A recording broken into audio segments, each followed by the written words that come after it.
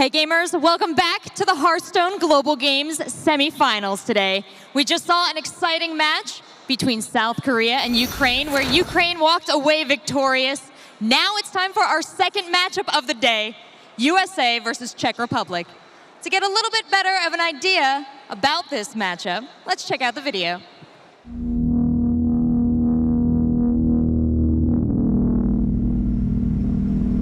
Hi, I'm Stan Sivka. I'm 29, I'm from Czech Republic, and I'm a professional Hearthstone player.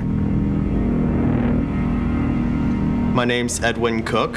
My in-game name is Hot Meowth, and I'm the anchor for Team USA for Hearthstone Global Games.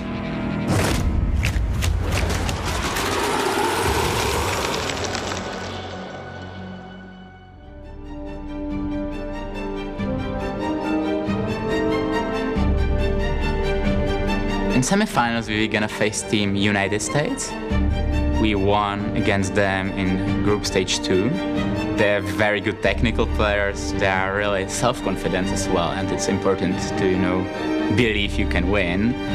Czech Republic has really decent players. It's definitely not a team to joke at, and we need to prepare to face them. I would say we are very, very similar teams, and it's very hard to predict who's gonna make it through the finals. It's also pretty important to take a step back to see if there's actually mistakes we can learn from. There's definitely a lot of pressure going on since USA is one of the favorite to win the Hearthstone Global Games. I feel our country has a great support from all the players and every member of the community. The best tip for Hearthstone is just take your time every turn and think through all the possibilities of what every card in your hand can do. There's no space for any mistake, because you just make a mistake and you're out. The Czech Republic and Team Ukraine will meet at the finals. USL will face Ukraine because they do have Kolanto, which is widely regarded as a best player.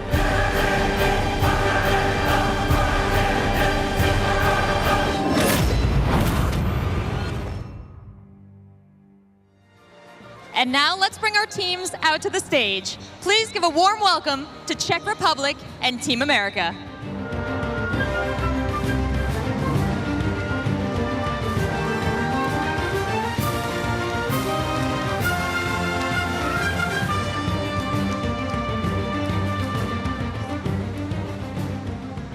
Gentlemen, these are two very impressive teams that you have at your backs going into this competition. Czech Cloud, I want to ask you, this match, this final leg of the tournament is played on a brand new patch on Frozen Throne. That means that all your old decks are out the window and you had to come up with a whole new lineup. But you've got one of the best deck builders on your team. Tell me a little bit about your team and your strategy with deck building. Well, I think the deck building is the best part of our team, because we have the best deck builder in the world, which is Stan Sivka. So I think we will have an edge in this match with it. You've got a lot of faith in Stan Sivka and his deck building? I have the absolute faith. Fantastic. Well, watching you guys compete in this tournament, you've always made an effort to get together and play together physically in person for your tournament games. Do you think that experience is going to help you here at the tournament today? We are actually living nearby, and we are friends, so that's another edge we have in this match. Well, you've got one more secret edge. Not so secret anymore, because we've seen them throughout the matches. Do you guys have your bananas? Well, you can guess. I hope you have the bananas. Of course. Fantastic. I'm glad to hear it. Now, you guys have found some ways to grab some bananas as well. Did you bring bananas too, just for the face? We brought the bananas. I'm glad to hear that you both brought the bananas. Now, Amnesiac, you are also a well-known deck builder. You have a great analytical mind when it comes to this game. And what has it been like for you putting these decks together, working with your team? We made some spreadsheets. We worked together. We worked harder than anyone. I feel confident. You've also got great team unity in the style here today. I do have to give a shout out to, got them USA Heelys over there. You got the headband on Firebat. You guys are looking sharp. What is that? Is that a fidget spinner for dog? I love it. So, you guys seem all set. You guys all ready? Do you got any words maybe for your opponents over here? Yeah, I just want to say good luck to the Czech Republic. They'll need it. the savagery. Absolute madmen up here. Please shake hands. To the desk. Let's get this match underway. I'm giving it back to Dan and Dan.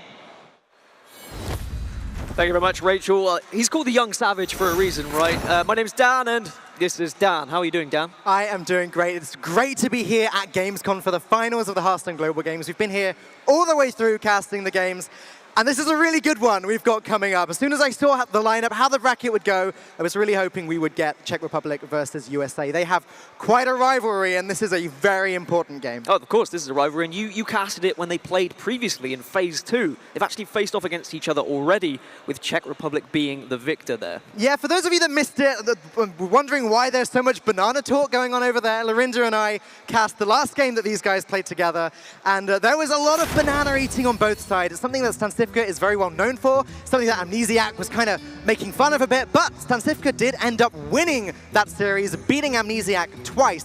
I'm sure Amnesiac is going to want to get his revenge today. Beating him whilst blindfolded, I believe. You can see the rosters there. Team USA, I mean, these guys are just furniture in the Hearthstone scene nowadays. They've been around for so long, everyone knows the names. Amnesiac, Dog, Firebat, and Hot Meowth. But of course, Czech Republic as well, Dan. What a roster they have. Yara, Pokrovac, Czech Cloud, and of course, Stansifka. We've spent quite a bit of time over the last day or so speaking to the players. We've both spoken to Czech Cloud, and he said to us, like, you know, we're feeling confident. Stansifka has put so much work into this lineup. He is very well renowned as one of the best deck builders in Hearthstone. And the guys were really talking him up to me. They were really giving the impression that he has done a lot of the weightlifting for the team. And apparently Pokrovac also put a lot of work into preparing for the Czech Republic. So you're going to see some big arms because a lot of weightlifting being done. You can see how Czech Republic got here today as well. They dominated the scene in both Phase 1, Phase 2, and Phase 3. But there are some crosses there, Dan. Only a couple, though. I think it's actually the same for each and every team here today. They all lost one series in Phase 1, they lost one series in Phase 2, and won every single other game that they played. Vitally here, Czech Republic did win against the USA. You could say that means they have some kind of advantage. Yeah, it is a little bit of advantage, and the bananas are already being eaten as well. Maybe that is the game one right there with the mindset. I wonder whether America are going to respond with a little bit of banana eating for themselves. But of course, Team USA, I mean, they dominated as well. They had a fantastic run throughout this tournament. One of the favorites to get here to the grand finals. I think everyone is expecting them to get to the actual final, to be honest. But it is that one cross down against Czech Republic. Is that going to play in on their minds? I don't know, it's something they've got to consider. The fact that an expansion just came out and deck building is at its most important is also something they've got to consider. But we were speaking to Team USA backstage while the last series were being played out. We were watching the games with them, and there is a lot of confidence there. Of course, we were talking to Amnesiac, the young savage himself, and him and Firebat were kind of laughing about the game going on. I think they're coming into this with a very different philosophy to the one that South Korea had, with a very control-heavy lineup. I mean, look at the patriotism as well from Team USA. I mean, they've got the shorts, the Heelys that Rachel was speaking about as well, the fidget spinners. They've got all the USA gear. And you're completely right. They're coming into this with a very different mindset. They want to win. They said, we know what decks we're bringing. We're bringing the best decks, 7 of the best decks, 9 of the best decks that we can bring, and we are going to be able to win this tournament. Another way of looking at it is that Team USA is a team of 4 world-famous Hearthstone players. All of these guys have a following. On the other side, Team Czech Republic, they're kind of 4 friends. Like, they're also incredibly talented. They have a lot of pedigree behind them, especially Stansifka. But these guys were actually getting together each week, playing together, learning together, interacting together. And I think both of these teams have a lot of different advantages and disadvantages as we come in to this final series. And of course, it is going to be a best of 7, slightly different to the format we had throughout the global games. Instead of a best of 5, now best of 7. But to put it simply, win 4 games and you are through to that grand final. Dan, talk us through the format a little bit more. Yeah, so it's a little bit different to what we've seen so far in the Hearthstone Global Games. If you've been watching, you'll know that quite a few classes weren't played before, whereas now, because it's a best out of 7, 2 extra players on each team are going to play a second time if we go all the way to the final games. That means sometimes they're going to be forced to play their second deck until we get to the ace match, where they'll get to choose between their second deck or the ace deck, which won't even be an option until right at the end. And of course, that changes the pairings as well. Throughout global games, we noticed patterns. We were saying they were starting to put good decks with bad decks, control decks with aggro decks. maybe that's slightly different now, knowing that you are going to have to play twice with some of those lineups. I was thinking we were going to see Druid versus Druid at the start of every single series, but here, we're going to see Druid versus Shaman. Yeah, it's quite different. Team USA haven't opted to even put Druid in the pairing until the third game. We were both expecting there to be a lot of Druid up first because it seems to be objectively the best class right now. We saw it in the previous series, South Korea versus Ukraine. Both teams had Druid first, played them first, no surprises. But no, USA going to do it a little bit differently. They're going to be playing either Shaman or Priest. And I like what you touched upon as well, saying that Czech Republic just seems so confident in their decks. But when we spoke to Team USA, they were saying, if Czech Republic have even tried to bring something remotely different, we will punish them for it. Yeah. We are bringing the best decks, and we will finish them off nice and comfortably. You can see the players there, of course. All four of them can communicate with each other. Yep. This is a team event representing their country, as we are about to dive into the first game of this second semi-final. United States versus Czech Republic. Who is going to be facing off against Ukraine in that grand final? Dan, we're going to be seeing Evolve Shaman with Sea Giants as well. But just for Druid at the moment, I mean, it just looks like regular map Druid. Now, this I am surprised to see, because I was expecting to be immediately surprised by Team Czech Republic as soon as we saw an opening hand. But nope, Spreading Plague, Swipe, Innovate, pretty standard. How would you be surprised with Druid, though? Let's be honest. Like, okay, they could go aggro Druid, but still, that's not really that surprising either. Nice start for United States, though. They've got the Mulligan, got the Bloodsail Corsair, so Patches is going to be drawn out as long as they don't draw him on their first turn. It also could just be the case that Czech Republic are starting with their more standard decks, their more standard classes. Czech Cloud was saying to me, you know, it's important in this format that we don't give too much away. We have to play the same decks tomorrow if we make it through to the final. We don't want to give anything away to Ukraine in case we win. So the Jade variant is being run by Czech Republic here. Of course, we saw the Jade variant lose in the previous encounter between South Korea and Ukraine, but Jade Idol ripped off the top, which we also saw in the previous game as well. I wonder whether that's going to be a bit more friendly to the Czech Republic boys here. Yeah, there are several viable Druid decks at the moment, but Jade Druid is widely regarded as one of the very best. It's been consistent ever since the mechanic came out in Mean Streets of Gadgetzan. The new tools like Spreading Plague have only gone to buff the deck a little bit more. And Skulking Geist exists now, great. It doesn't seem to be quite good enough to stem the tide. And the only problem, I say the only problem, there's a lot of problems when you're facing off against Druid at the moment, but that Spreading Plague that's in the hand of Czech Republic. Naturally, as Evolve Shaman, you're going to build up that board as wide as possible, but then you are going to be immediately punished by bombardment of 1/5s. But, and there is a big but here, because I've played a little bit of this matchup recently, and yes, while it does feel good as the Druid to suddenly have a wide board from nowhere to contest your opponents, Devolve Bloodlust. Okay. The Shaman just wins the game immediately if they happen to have those cards in hand. It's what they've always done. I mean, since Frozen Thrones come out, of course, we've just seen additions of cards. We haven't really seen anything kind of really meta-breaking, nothing crazy. Of course, there's been very strong cards added to already strong decks, and that's what always happens when you get this new rotation. Of course, no cards rotating out, just new cards coming in. Yeah. And Evolve Shaman, of course, the new Death Knight is how they've kind of gained a little bit more power. They can evolve something twice with that Death Knight when it's played. It's a huge difference. Subtle touched upon it earlier. The difference between a rotation, a proper rotation, and just a new expansion being added. A proper rotation changes everything, mixes the entire game up.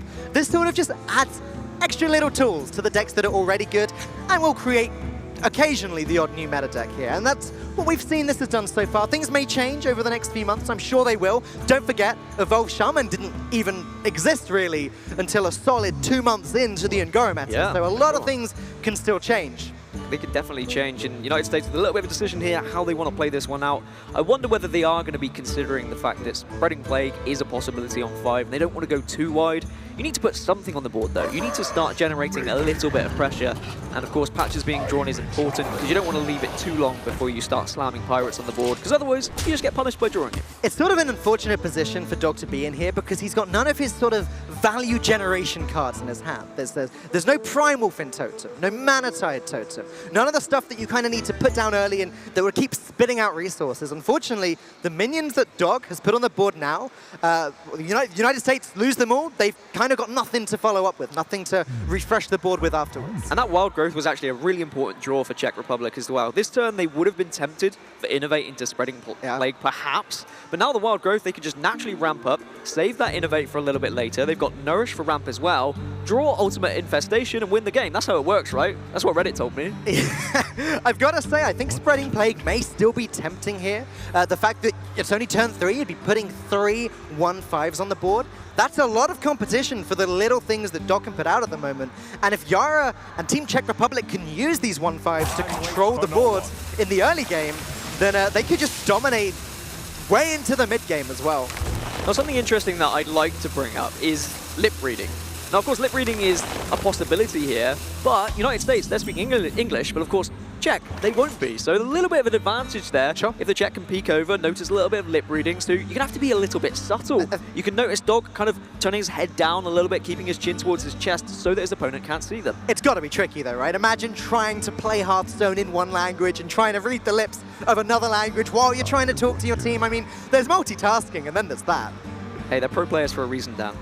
Meanwhile, Yara is just ramped up with everything he's got. It looks like he's kind of all in banking on drawing either his second Nourish or, of course, the big guy, Ultimate Infestation, the card which could single-handedly in a couple turns swing this game into the Druid's favor.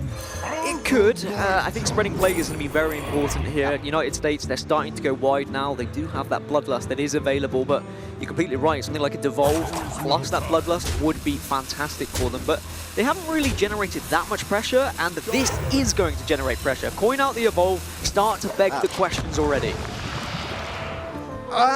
Okay, that evolves okay. You get a 4-2, which is fine. With the Death Rattle, draw a card. That's actually probably the best result that Dog got there. Unfortunately, 2-mana 1-1, not so hot. 1-3, it's about as good as the card was before. It's not the worst Evolve I've ever seen, but I think now Spreading Plague into this is quite juicy. Yeah. You've got Wrath as well to follow up to kill the Hoarder, and then you're in a comfortable position as Czech Republic. You've got a follow-up of Primordial Drake, and then suddenly it's how do you get back into this game as the United States? They've used one Evolve, because one comeback mechanic is, of course, Doppelgangster into Evolve, so now they'll be hoping to draw both of those at some point, if they do fall behind on the board. There, as you suggested, Spreading Plague comes down. Getting 4 1/5s with Taunt does seem like a pretty good use of a 5-mana card. What USA will have been trying to do is stabilize this board nice and big so that they can Bloodlust on 5, but this does make it difficult. Dog doesn't even have the option to play Bloodlust here, and he hasn't played any totems yet. So that 6-mana 5/5 is still a 6-mana 5/5. And this is why everyone was saying that Spreading Plague was going to be the aggro killer. I mean, I know it's not been the aggro killer that we thought it was going to be, because Pirate Warrior has still been very successful throughout ladder and tournaments.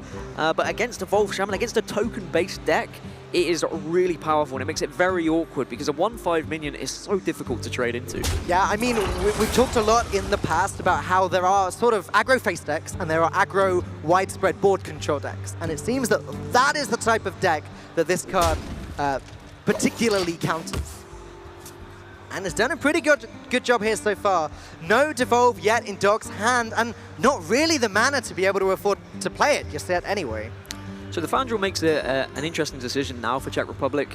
Fandral into Wrath, of course, you get the draw and you get the damage, or you could just Primordial Drake and try and clear up this board a little bit if you are worried about maybe the Death Knight coming out. I mean, you are concerned about that now turn 5's coming up. Yeah, Thrall coming down on turn 5 would be a disaster with 4 minions on the board. Even 3 or 2 minions on the board, that can be a pretty hefty swing. So I'm not surprised at all to see this Primordial Drake come down, clear up that board, and make sure that there is not going to be any board for Thrall to be evolving. And I think everyone's kind of working out as well what the worst case scenarios are when Thrall does come down.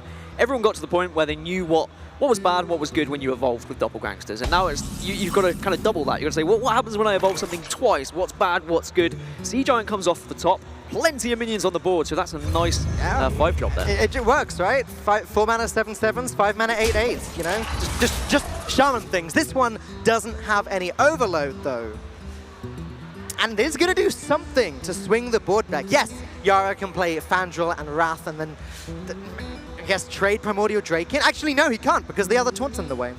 The taunt is in the way, unfortunately. And I remember speaking to Dog before this game, and he was saying, I really hope I don't face up against Druid in the first game. But I was like, Dog, I mean, you're probably going to face up against Druid in the first game. Most people, I would have thought, are going to bring it. He thinks he's low-rolled a little bit if he does face off against a Druid, but, you know, it happens.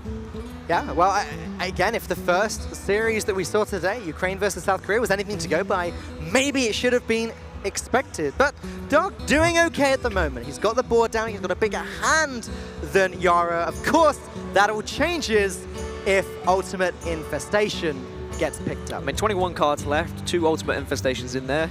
Off the top would be perfect for them, right? I mean, Ultimate Infestation is like a good Gadgetzan Auctioneer turn in 1 card. Or good Yogg, as you like to say sometimes. Just a consistent Yogg, right? Perfect Yogg. Yeah. As now Yara's going to start doing some damage of his own, leaving the 8-8, of course. There's not really much you can do about it. Aya off the top is perfect for the curve as well. So United States doing well with their draws. It seems to be going perfectly. And Sea Giant is something that was included very late into Evolve Shaman. I know you said that Evolve Shaman came in late during Ngoro, but Sea Giants came in even later. People were like, hey, actually, Sea Giants are pretty good. Problem is with Aya here is that it's just a 1-1 Jade Golem. Ideally on turn 6, you'd love to slam down Aya, get a Jade, then get another Jade, have this huge board appearing out of nowhere, but it's just a 1-1. And then the next one's just a 2-2. And that Wrath, oh boy. Yeah, that Wrath's going to really help. I mean, drawing into Ultimate Infestation would actually be perfect now they've got the Innovate off the top.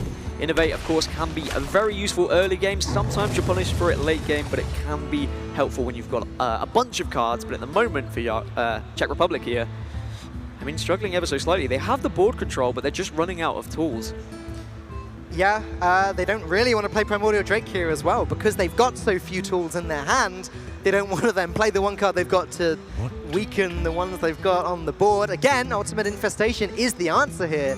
We are only 11 cards into the deck. And the worry for United States, for Dog here as well, is if you do stabilize, you clear up this board and you say, okay, I'm going to go a little bit wide again, I've got Bloodlust. There's a second Spreading Plague available, and that is going to be a concern. I've certainly noticed with Pirate Warriors, they aren't going as wide on the board, but unfortunately you can't do that as Evolve Shaman. You need to go wide. It is a deck which its win condition is go wide, evolve stuff, play Bloodlust, smack the face in big chunks of 3. Chunks of everything being taken out of Dog at the moment. There's Thrall as well, but Thrall, Death Seer with nothing to evolve. Maybe Jade Claws on Thrall is the way to go. You get a 4-mana minion, you get the Jade Claws down. Yeah, struggling now for United States. And they don't know what's in the hand, of course, for Czech Republic. I mean, for all they know, there could be an Ultimate Infestation, and that's just going to be the ultimate punish. Hey, I was teasing earlier. Shaman have 4-mana 7/7s, right? It's possible. Jade Claws, Thrall, evolve the 2-drop into a 7/7. Nope, not going to go for it. Okay. So you just have to go Thing from Below here? Yeah, I think you do. Okay. It's your only option. I mean, a 5/5's not too bad. At least it challenges the board. I mean, Czech Republic haven't put that much pressure on, and just a swipe off the top is a decent way to deal with this Thing from Below and keep plenty on the board as well. 5-mana 5/5 is pretty poor compared to what you expect the Shaman deck to do. Again, no Primal Fin totems, no Mana Tide totems, none of these cards which the USA would have wanted to play to get totems down to actually buff up the board a bit. Ideally, later on, Thing from Below could have come down with Thrall, buff it up into an 8-drop. It's not going to happen though. Thing from Below being destroyed right now. And Dog with a lot in his hand, but no real options for this turn. Yeah, Czech Republic just keeping control of this board. I mean, they haven't actually been ramping up those Jades very much, but they haven't needed to. Speaking of ramping Jades, well, there's a Jade Lightning that is available that can finally take off the Fandral. It has been a little bit of a pest. Problem is, there, hasn't he? Fandral's done its job now. We're at the point where Fandral into Nourish, sure, it does something. It means that Nourish only costs 3. Not that relevant anymore. Fandral's really bad in the early game, though United States still wanting to get rid of it and generate 2 Jades. Finally, these things are getting a little bit bigger. And Bone Mare has just been so sticky in this hand at the moment as well. I know turn 9 there is a possibility of hero power into Bone Mare, but with the overload now from Jade Claws, that isn't a possibility next turn. So, but one of these minions should stick, right? They should. That's his hope. He's hoping that something will stick and be able to play Bone Mare. As we can see, that's not necessarily going to happen. There is a swipe present. Oh, just an Ultimate Infestation when you need it as well. Just in time, 17 cards left. And I wonder how the reaction's going to be from the United States. Yeah, Dog just with a little bit of like, yeah, I was expecting it eventually. The good news for the United States, there is inconsistent Yogg-Saron. Or just Yogg-Saron. The good news for the United States, of course, is that the 1/1 now survives if they do want to play Bone Mare and buff that up. I'm so happy Yogg-Saron is in this deck, by the way. Yara can just innovate hero power. Yeah, it's unexpected. Why am I happier about Yogg-Saron being in deck than you? I'm just a little bit confused, honestly. Like, are they running 2 Ultimate Infestations and Yogg-Saron? Again, wow. I came into this series expecting to be surprised. There's surprise number one. A little bit late in the game. I mean, Yogg-Saron is a perfect mechanism to use to get back when you are behind a game. I say perfect, it's actually not perfect. It's very imperfect, but it's a good way of having a chance of getting back into a game. So you're right, maybe they're running it instead of one of the ultimate infestations, but that would be crazy. No, there's no way. You don't not play both, surely. But how much card draw do you want? Yogg-Saron is often card draw. I saw a while back, I think there's a lot more ways that Yogg-Saron can gain you health now because of some extra lifesteal spells, and it's been tweaked slightly, as it always is when new spells come in and go out of Hearthstone. So there you go, there's the Bone Mare. It manages to trade off the Primordial Drake, finally. I think the fantastic thing about these finals as well is all of these players are well equipped to being in front of a big audience. Of course, here at Gamescom, a lot of people watching. Yeah. Nerves can become a thing, but they all know how to deal with it now. They've been to it. They've done this time and time again. Like I said, furniture of the Hearthstone scene. Yeah. No pressure should be had by all the people watching, by the extra money that is available on the line as well. You can see how calm both of these players look. And when you look back to when the Hearthstone Global Games started, if you had to look at all the teams and say, hey, which teams do you think will make it to the finals? All 4 teams that have made it today, they should have been on your shortlist. If you pay attention to Hearthstone esports, you'll know that these teams all have great, well-respected players. Well, now for Czech Republic, it's just a case of continue to remove the board and not allow Dog to get any kind of board to even think about bloodlusting, even think about evolving. And it's looking pretty dire now for the United States, down to just 14 health, and Thrall just sat in the hand doing absolutely nada. And what was the main turning point for this game? I believe it was the ultimate infestation. Czech Republic had no hand, and then they had 5 extra cards and a 5/5 on the board. Yeah, it came at the perfect time. I mean, if it was still sat in these bottom 11 cards and Czech had just drawn like Innovate into Yogg, they may have been forced to play something like a Yogg-Saron, and then it could have been a very different game. It shows the sheer power of Ultimate Infestation, and now Dog is forced to go for the Evolve, hoping for some decent luck here, being able to evolve twice into something special, and okay, Genzo's going to be there. That is special, but neither of these cards are actually going to be good enough. I'm a little bit surprised to see Dog playing the Flametongue Totem rather than playing his Hero Power that turn. Obviously, he wanted a 4-drop rather than a 3-drop from the Thrall because the totems that the Hero Power spits off are only 1 mana, so it made a slight difference. But Czech Republic's still in a very, very good position here. And just so you're counting, this isn't lethal, is it? I mean, Yogg-Saron's there, so yeah. Oh. Just Yogg, and that's game over, surely. I don't like to count that. That's how I play. Malfurion, Innovate, Swipe.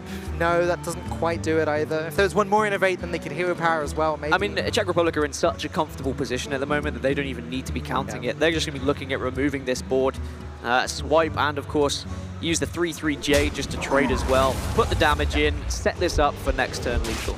It was almost lethal. Just to say, if there was a second Innovate there, then there would have been. Professor Putricide, not really relevant in this matchup. Shaman, of course, have no secrets in the deck. And as Dog predicted when he looked at the lineups, when he knew there was a possibility of him facing up against Druid, he said he would be hard-pressed to take this one. So United States will concede game 1. Czech Republic go up 1-0. That's the start that they definitely would have wanted. And of course, Ultimate Infestation once again showing its dominance down. Yeah, it was a little bit scary for Team Czech Republic for a few moments there. They weren't drawing the card. Their hand had such few resources in it, but they were able to just about hang on, squeeze the value out of the Fandral, out of the Wraths until Ultimate Infestation showed up and won them the day. And of course, Dog would have known as well, going up against Druid with his Evolved Shaman. It's not a favorable matchup, so I don't think the USA will be too disappointed with that. No. And I think their high spirits and their bandanas and their fidget spinner should still be aloft, and they should still be confident, right? You were really enjoying Dog's fidget spinner there, weren't you, Dan? I mean, as an American-born, I guess I can get a little bit patriotic as well, and I could root for the USA, but I did kind of choose Czech Republic as my champion. But that is going to be game 1 done and dusted. Coming up, of course, is the second game, so don't go anywhere. We'll be with you shortly.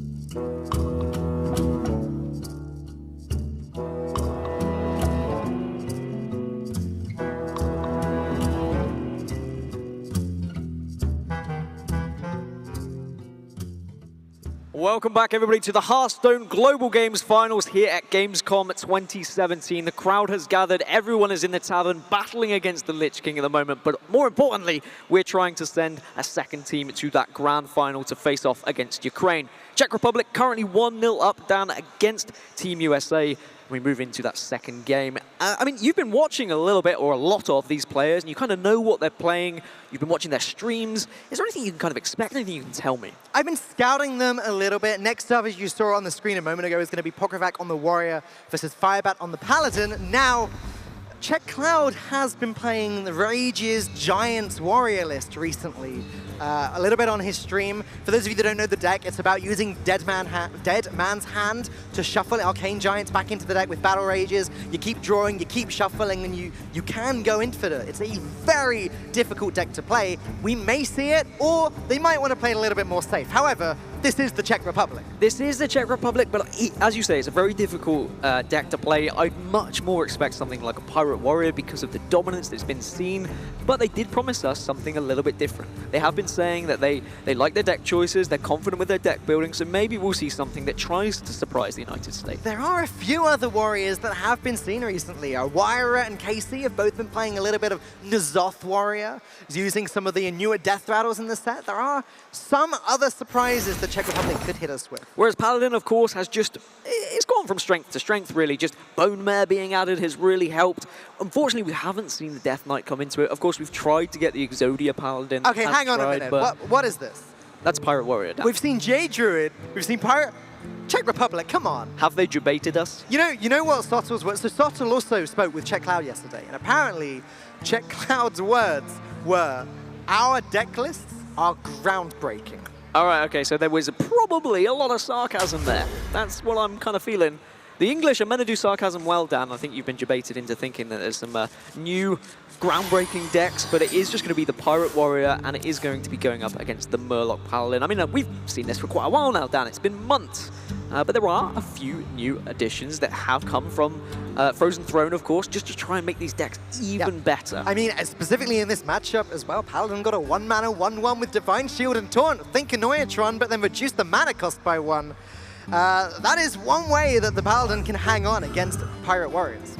We do see the Naga Corsair there, so I'm thinking actually this is more of a traditional pirate list from the Czech Republic, and they were taking a little bit of time to think there, and you're probably wondering, why are they taking so long? I mean, it was an easy decision, Stealthy Deckhand or Stealthy Deckhand, but sometimes you've got to think ahead. You've got to use that time to think, well, what's our turn 2? What's our turn 3 play? Yeah. And of course, when there are 4 players, not every play is as simple as you would have thought. Now again, you said that the United States had said earlier that they want to punish the Czech Republic for bringing something unusual. I guess Czech Republic are going to be giving them a little bit of a surprise. This is just standard Pirate Warrior at the moment. The only unusual thing we've seen so far is that Yogg-Saron. I know that Firebat, Amnesiac, and the team have been ready to play a very aggressive game and hoping to destroy some control decks. Looks like we might just be having aggressive mirror matches moving forwards. Yeah, aggro decks. Well, I mean, USA did say they just wanted to bring decks that are just going to win. And now for Czech Republic, Blood Sail Raider just seems like the obvious decision here. But again, you just use this time to think ahead. You can, of course, trade off, take down the Tidecaller nice and easily. The United States could have done with going first, really, with the hand that they had. Tidecaller would have been nicer. They could have traded more effectively, but unfortunately, they do go second. It does get a little bit more awkward for Czech Republic in the following turn, so they're going to be looking at drawing something very, well, impactful. Yeah. Rallying Blade, pretty important draw there. Firebat may decide to use that now to get rid of the Blood Sail Raider, as Pokrovac, Team Czech Republic, already have complete control of the board. And what's Firebat's other option? Just Murloc Tidecaller? That feels horrible right now. It does, and you're completely right. Get rid of the board. I mean, the good thing when you're playing Murloc Paladin against Pirate Warrior is if you can stabilize in these early stages, when it gets to that little bit later on, you can use the Spike Ridge Steed, you can use your Bone Mare, use your Tyrian Ford Ring, and suddenly your Pirate Warrior players are screaming internally and struggling to get past you. Of course, there are spell breakers that have been added to Pirate Warrior. They've been there for a long old time, so United States will be well aware of that. But look at this now as well. So Czech Republic now picked up South Sea Captain. if there wasn't a Rallying Blade there, if Firebat had just played Murloc Tidecaller, maybe coined out a hero power, then Pokrovac's board would be completely dominating Firebat at the moment. As it happens, Czech Republic have decided they have to play Bloodsail Raider anyway, sorry, Stealthy Captain anyway. They have to just put stuff on the board and force Firebat to use up his weapon on it. Yeah, I think Firebat won't mind too much, or the United States. And what's been really interesting across the global games, Dan, is players telling us who kind of takes the driving seat. Of course, we've got Firebat. He's the pilot at the moment, he's got the mouse, he's making all the decisions, but Amnesiac has said, no, I'm the driving force.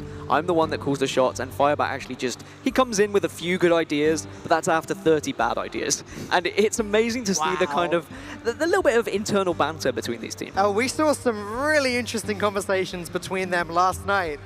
Yes, we did. They're definitely an interesting team dynamic, whereas on the other side, Czech Republic, as they said, they're just friends. Well, I mean, you've got Firebat, one of the most successful American players to ever exist in Hearthstone, right? And now you've got world champion Amnesiac, who wants to be that. He wants to be the most successful United States player ever. So, yeah, of course, there's a little bit of a rivalry outside of this, but now they're working together for their country. Turn 4 finally comes for Czech Republic, which is a little bit more comfortable than their previous turns. Yep. But the Fiery War Axe actually coming just in time. Yep, it's kind of complicated because they might decide they just want to put the big thing on the board, put the 5-4 down, there's the body. But no, gonna go with your play. Getting rid of Murloc War Leader does feel important. I think the pecking order on Team Czech Republic is kind of very well established. Having spoken to Stansivka myself a few weeks ago in France, like he was saying, you know, I'm the decision maker. I make the final call because it's just, we all agree, I'm the most experienced person on the team. And from the way that Czech Cloud was talking about Stansivka, they agree. Like, they are all completely behind Stan. And they really just want to work together and win this game. And that's great. That's when you get good teamwork, when everyone can agree. It's when you get a clash of personalities, a clash of egos, perhaps. That's when it can get a little bit more sticky, when that rope is just fizzling away. An upgrade coming at the perfect time as well for Czech Republic. Make your own Arcanite Reaper. Easy. I mean, there'll be stores soon in Blizzard, in the Blizzard Hall. Hall 9 down the road. And there'll be make your own Arcanite Reaper, and Pokrovac will be there selling it. Just 12 health left for Firebat, and he's going to be looking for a taunt here. Yeah, he's sort of finally able to put things down. No taunt given. Divine Shield, Wind Fury both might be tempting. I don't see any reason that Czech Republic would stop just smacking the face, though. They can put down the second Naga Corsair, buff up the buff the weapon to make it a 6-1. Yeah, and Czech Republic have been able to just bombard the United States with damage here, and the United States now, they're looking at a possible 2-0 deficit because Czech Republic have got so much damage on board. United States will regain 2 health when they do trade with their True Silver champion, so I don't think they're dead just yet, although I can't actually see the board. And they're just going to be hoping for some taunts, but it's not going to arrive. If Czech Republic don't trade, maybe a Spike Ridge Steed off the top could help. Just a scary position for one of the most respected team of players in Hearthstone to be losing to the Czech Republic. Though, Fiery War Axe not the best card for this turn. The 6-1 weapon is going to be going in, or maybe the 5-1 goes in, and then the War Axe comes out with Naga Corsair so that it's instantly a 3-2. I mean, we can discuss the amount of draws Czech Republic just had to win that game, and they completely whiffed with the War Axe. Yeah. And now this is what I'm on about. This gets a little bit more tricky because if you do leave anything alive, which actually you're going to have to because of that Divine Shield, which was probably why Firebat went for that, why Team USA went for that, a Spike Ridge Steed could ruin your day. We haven't seen Mortal Strike really being run that often in Pirate Warrior anymore. It does still appear, of course we saw it in the previous game as well, but it's kind of fallen out of favor. It looks like this is where the Divine Shield on the Murloc Tidecaller is actually going to come into its own, because United States are going to want to drop Sunkeeper Tyrant next turn just to put this taunt up. Then it becomes a 3-3 with Divine Shield, which can trade for free. It's still a 3-3 after that. Megastore can kill Patches if United States want to play this very defensively. They really like a way of healing back up, though. I mean, Sunkeeper Tyrant is just the play. There isn't another play now. Wait, Righteous Protector might be tempting. He could play it with Gentle Megastore, still clear up the board. That thing takes 2 hits before it dies. Yeah, I think just sticking a 3-7 in the way is just a little bit better than a 1-1. You don't want to be able to give any sort of chance of them getting through it. Now, just a Spellbreaker would do the job, but Arcanite Reaper isn't going to be it. It now begs the question of, do Czech Republic start hitting in to this Sunkeeper Tarim? I think the answer is probably yes. They've got so many hits. They've got 4 durability in their hand in total. Either of these weapons, 1 hit to the face would end United States. Yeah, I think you start hitting the 3-7. You're not going to die anytime soon. Now, this is funny because this takes me back to Phase 2 of the Global Games when Firebat was playing as the Pirate Warrior against a Paladin, I believe, and he got the Paladin down to 1 health. He had 6 turns to try and win the game, and he didn't win the game. He actually lost that. So now Firebat on the reverse, and he's going to be trying to survive and hoping he can get some revenge here. Yeah, it's going to be a long road for Firebat, but looking at the hands, Czech Republic need a Spellbreaker, but once the second taunt comes down, it's just not going to be enough. Well, this is the thing. They can start swinging and they can start trying to take down Tarim here, but then there's a Tyrion as a possibility on turn 8. Now, if Mortal Strike is in a deck That's for the Czech elephant Republic, in the room at the moment, right? then it's very different, and the United States will be very concerned about that. But usually 2 Spellbreakers are available that might be able to help get through Tyrion. Bone Mare is just going to add more pain to Czech Republic here, because not only are you putting another taunt on the board, but you're starting to push real damage into Czech Republic, and you don't have to worry about how much damage you're pushing in, because you're already at 2 health, so you're not worried about Mortal Strike dealing any more damage. You put 10 extra attack on the board, and then next turn, Gentle Megasaur, say Bone Mare, buffs up the Murloc. Next turn, Megasaur can then just give it Wind Fury and just immediately win the game regardless of what the Warrior does. This is looking suddenly really good for the United States. Yeah, this game has gone back and forth, and United States having Tarim in their hand would have been relatively comfortable, but they would have been so worried when that pressure came through from the make-your-own Arcanite Reaper. Right. But now on 2 health, they may believe they can stabilize, and of course, the deck lists are closed, so they won't know if there is a Mortal Strike available. Build a Beast, build an Arcanite Reaper. That'd be a great hero power. Or build your own weapon. No, just build Arcanite Reaper. Oh, okay. I mean, yeah, that would be good. N'Zoth's first mate is a little bit of a whiff, and actually, that's just going to be them dead, I believe, Dan. Yep, that's game over, that right there. United States taking their first game of the series, tying it up at a 1-1 score. They are not going to be taken down so easily today. And Firebat just giving the eyes across the room there, saying, yeah, I knew I was going to take that game. I knew I was going to get it back on board. A very confident individual, Firebat. Of course, we've worked with him. He's casted a little bit. Caster, player, he does everything. It's a world champion. Firebat does do everything. He just lives and breathes Hearthstone, and that's Firebat. An absolute world champion, and actually we'll tie it up now. United States go 1-1, and we'll take a look and see what the next game is going to be very shortly. But really, I think Czech Republic will be a little bit disappointed. They thought they might be able to take that one with the Pirate Warrior, but that turn 6 Tarim, it did punish them. As you can see on your screens as well, everyone battling that Lich King here at Gamescom. Lich King has a lot of health. 1 million. That is a lot of health. But yeah, a very disappointing game for the Czech Republic. We've all been in that position as an aggro deck. We've got our opponent down so low to 2-1, and then they just come back. It's frustrating, but it happens. Well, game 2 is over, but of course game 3 will be coming up very shortly after this.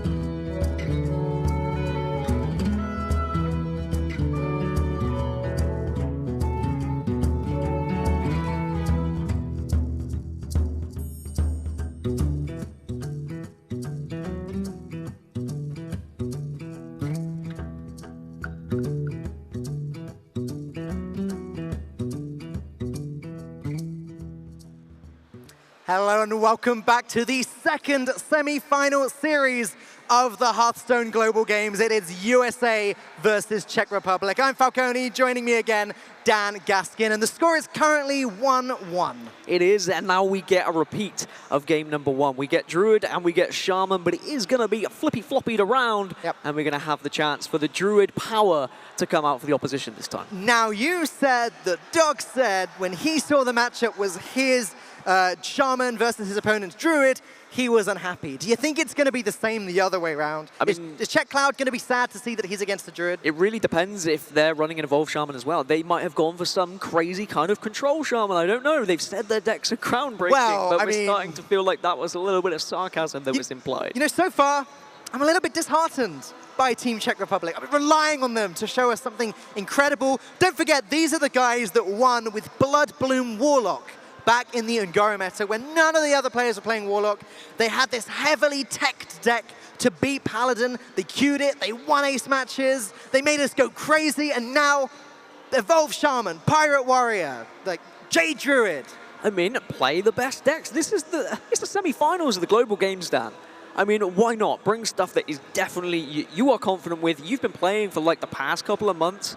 You can worry about deck building and bringing something innovative after you've won the Global Games, after you've put that money in your pocket. It's a very interesting trend that we often see immediately after expansions. In the first tournaments, you do see the best pro players, they just bring the best decks from before. If they've seen obvious cards like Bone Mare that just improve a matchup or improve a few classes, then sure, throw them in. But it is a common trend that they don't want to take risks. We kind of expect Czech Republic to be the guys that do come in and take the risks, but so far it looks like even them, well, the riskiest thing they've done is bring Yogg-Saron and their Druid. And they didn't play it. And they didn't even get to play it. But okay, so we've got Shaman versus Druid again then. I mean, if it is Evolved Shaman, if it is the typical Druid that we're used to seeing, is it just a case for the Shaman of avoiding Spreading Plague and hoping that the Druid doesn't draw into Spreading Plague and then draw into Ramp and then draw into Ultimate Infestation? I think the most important thing for the Shaman is to actually draw their value generation cards early. I mentioned it in Dog's game. He was unable to get the Primal Fin Totem, the Mana Tide Totem, etc. If they can draw cards and get to the point where their board is big enough, where they've got Devolved Bloodlust ready to go, then sure, play into it. But hang on a second. Forgotten King. Yeah, I've noticed something a little bit different when we dive into this game, but I saw a nice salute from Czech Cloud as well. He's very confident, but there is the Forgotten King himself. So something a little bit different, but completely understand why. This is the United States, not Czech Republic.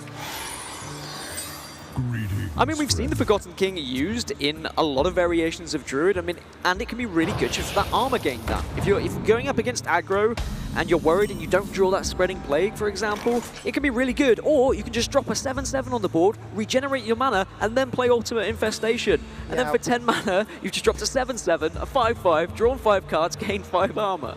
That is pretty nuts, but what is also pretty nuts is Hot Meowth's opening hand right now. Innovate, Wild Growth, Jade Blossom, and Jade Idol. United States have got everything that they need to go into their turn 10, where they can then play Ultimate, well, it'll be earlier than turn 10, but to 10 mana when they can then play Ultimate Infestation, and, well, as far as they're concerned, just win the game. Czech Cloud running South Sea Captain in Evolved Shaman. It's something we have seen some of, just a little bit more Pirate synergy.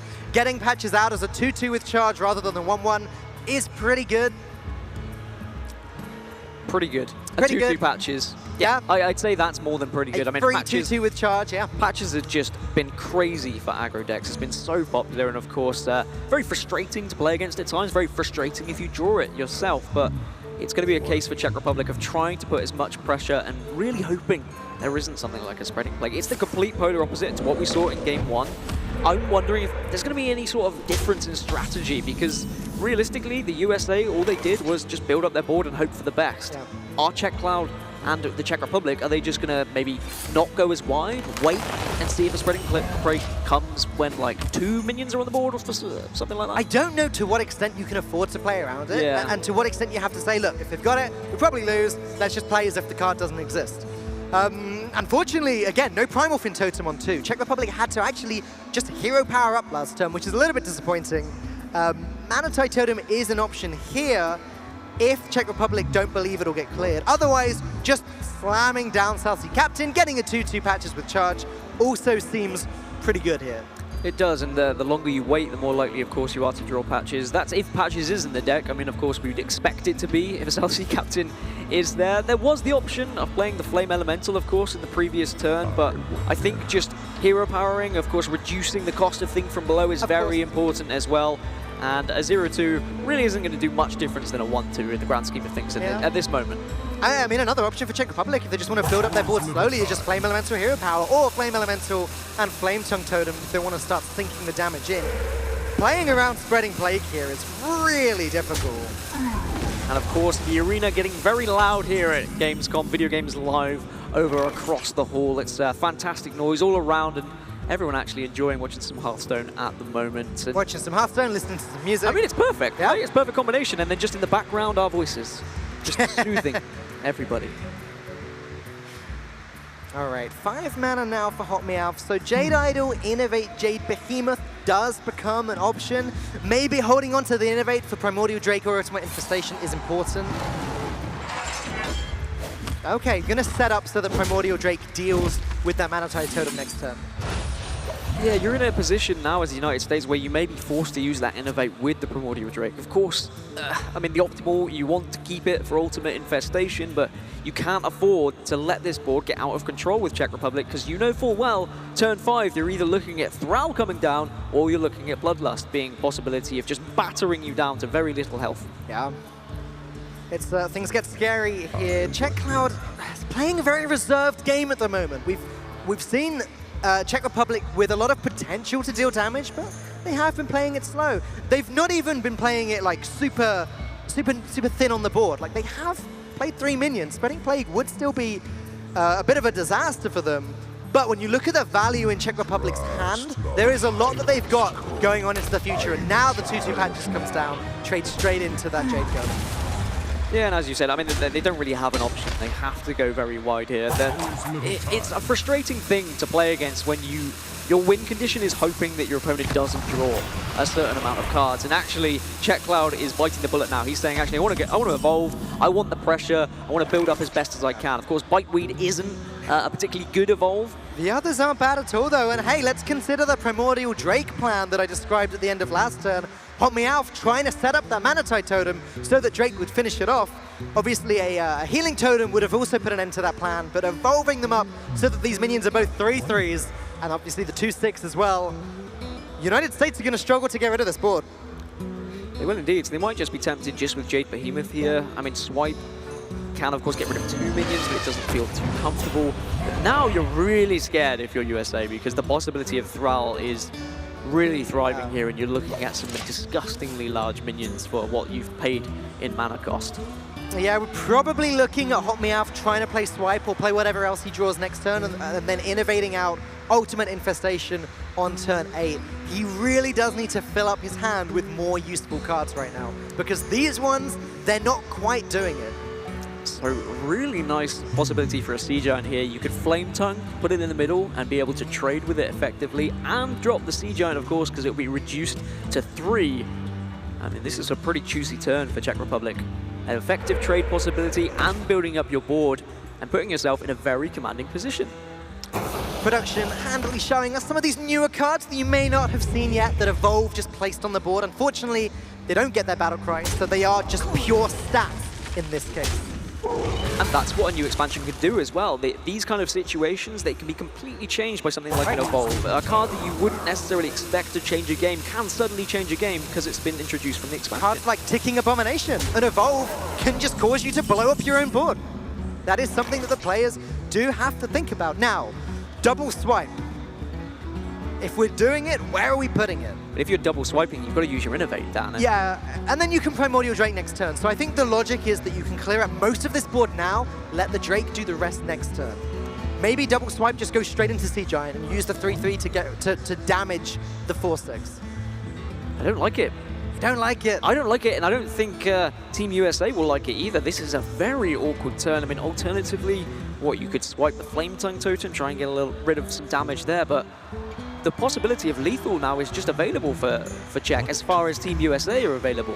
My play would leave 9 damage on the board. Yeah, it looks like he's going to go with it, because the next turn Primordial Drake does clear everything else up. So, if there's no Evolve, if there's no Thrall, one Evolve has already gone, remember?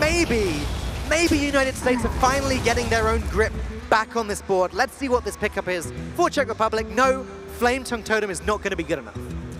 Scary territory for Team USA. They'll be hoping there isn't a Thrall, hoping there isn't any sort of Bloodlust as well, and we can see there isn't for Czech Cloud, and it becomes a little bit more awkward. Flame Tongue Totem would survive against Primordial Drake, of course, but there isn't really any other options down, unless you're just going to play some Maelstrom Portals onto a naked board just to try and build up your board. But if you are worried about Primordial Drake, then there is no way, Jose, you're playing those. I wonder if Czech Republic are probably considering the Primordial Drake. They may be tipped off that the double swipe that sort of doesn't clear everything may well be setting up for that. So I find it very unlikely that we'll see anything played unnecessarily here.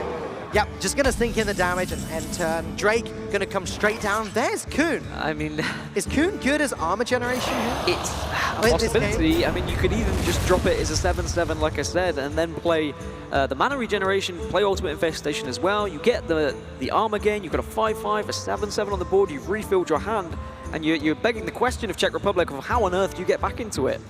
Yeah, Kuhn you can kind of compare to Ultimate Infestation. If you choose the armor gain, you get a 7/7, you get 10 armor, you just don't get the card draw, you don't deal the damage. Playing both together does feel ideal though. Playing the Kuhn, refreshing your mana crystals, playing Ultimate Infestation, drawing 5 cards, dealing 5 damage. Yeah, it seems good. And of course, that double swipe play into Primordial Drake now puts United States into a very comfortable position, as you rightly pointed out. And now I was just seeing it from a point of view of what if Czech Republic have the Bloodlust? Because of course, yeah, they can't see what their opposition have, and they have to be worried about potential lethals or extra damage coming through, of course. But it was the optimal play. And now it seems like Team USA have stabilized, and it's going to be difficult for Czech Republic to get back into this. It's funny how much of an advantage the Shaman deck does have once Thrall has been put down. The fact that you can just play a minion, evolve it every single turn. Like the cards that get bigger every turn, cards like I guess Vicious Fledgling, etc.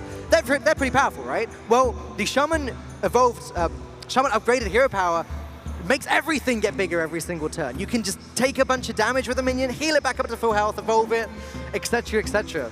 A little bit more risk. A little bit more risk. Again, things like Ticking Abomination can happen. But if you don't draw Thrall, then you can end up in this situation where you're sort of just running out of resources.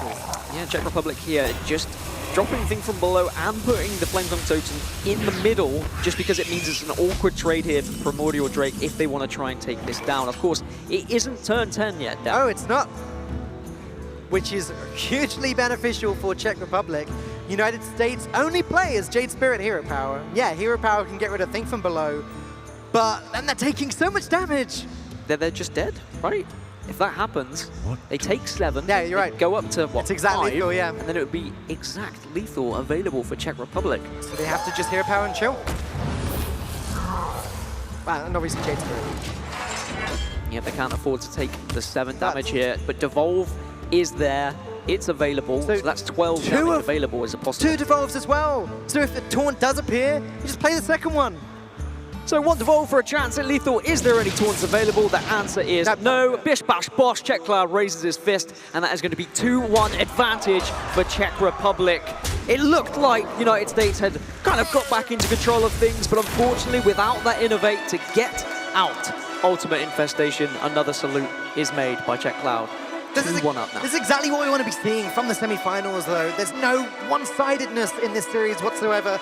Czech Republic win game 1, USA win game 2, and Czech Republic right back with game number 3. This is just as intense as we would have wanted it to be. And now we get what all the fans want. We get the rematch from Phase 2. We get Amnesiac. We get Stancifka. Now, when we saw them in Phase 2 battle off against each other twice, Amnesiac lost twice. He was eating the bananas, he was a little bit confident, he was a little bit arrogant, and he was punished for it. Now, of course, it was all in good spirits. They are very good friends as well, but Amnesiac wants to make a point here.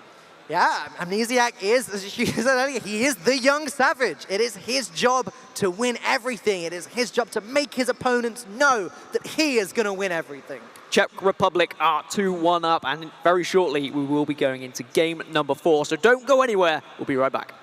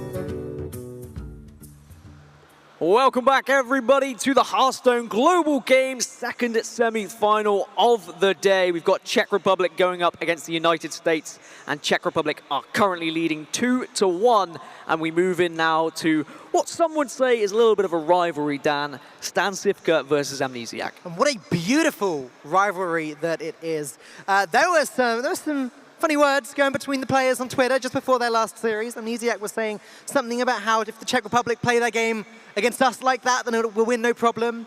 Or they said something about being able to play better than the Czech Republic blindfolded, excuse me. Oh, yeah. But then, Czech Republic won the series, and in the final game, Stancifka beat Amnesiac. He found lethal with Quest Rogue, and he had a blindfold on. So, yeah. And funnily enough, we are going to see Rogue being played as well. It is going to be Mage versus Rogue. I don't think it's going to be Quest Rogue. It's now, pretty since unlikely. Frozen Throne, Miracle Rogue has seemed to have been the most popular. Then again, these decks are supposed to be groundbreaking. Dan. Stop it, Dan. They're not groundbreaking. They are just on-meta, solid decks from Czech Republic. We've seen more groundbreakingness from the United States at the moment, and they're being punished for it. As you can see, the players getting ready.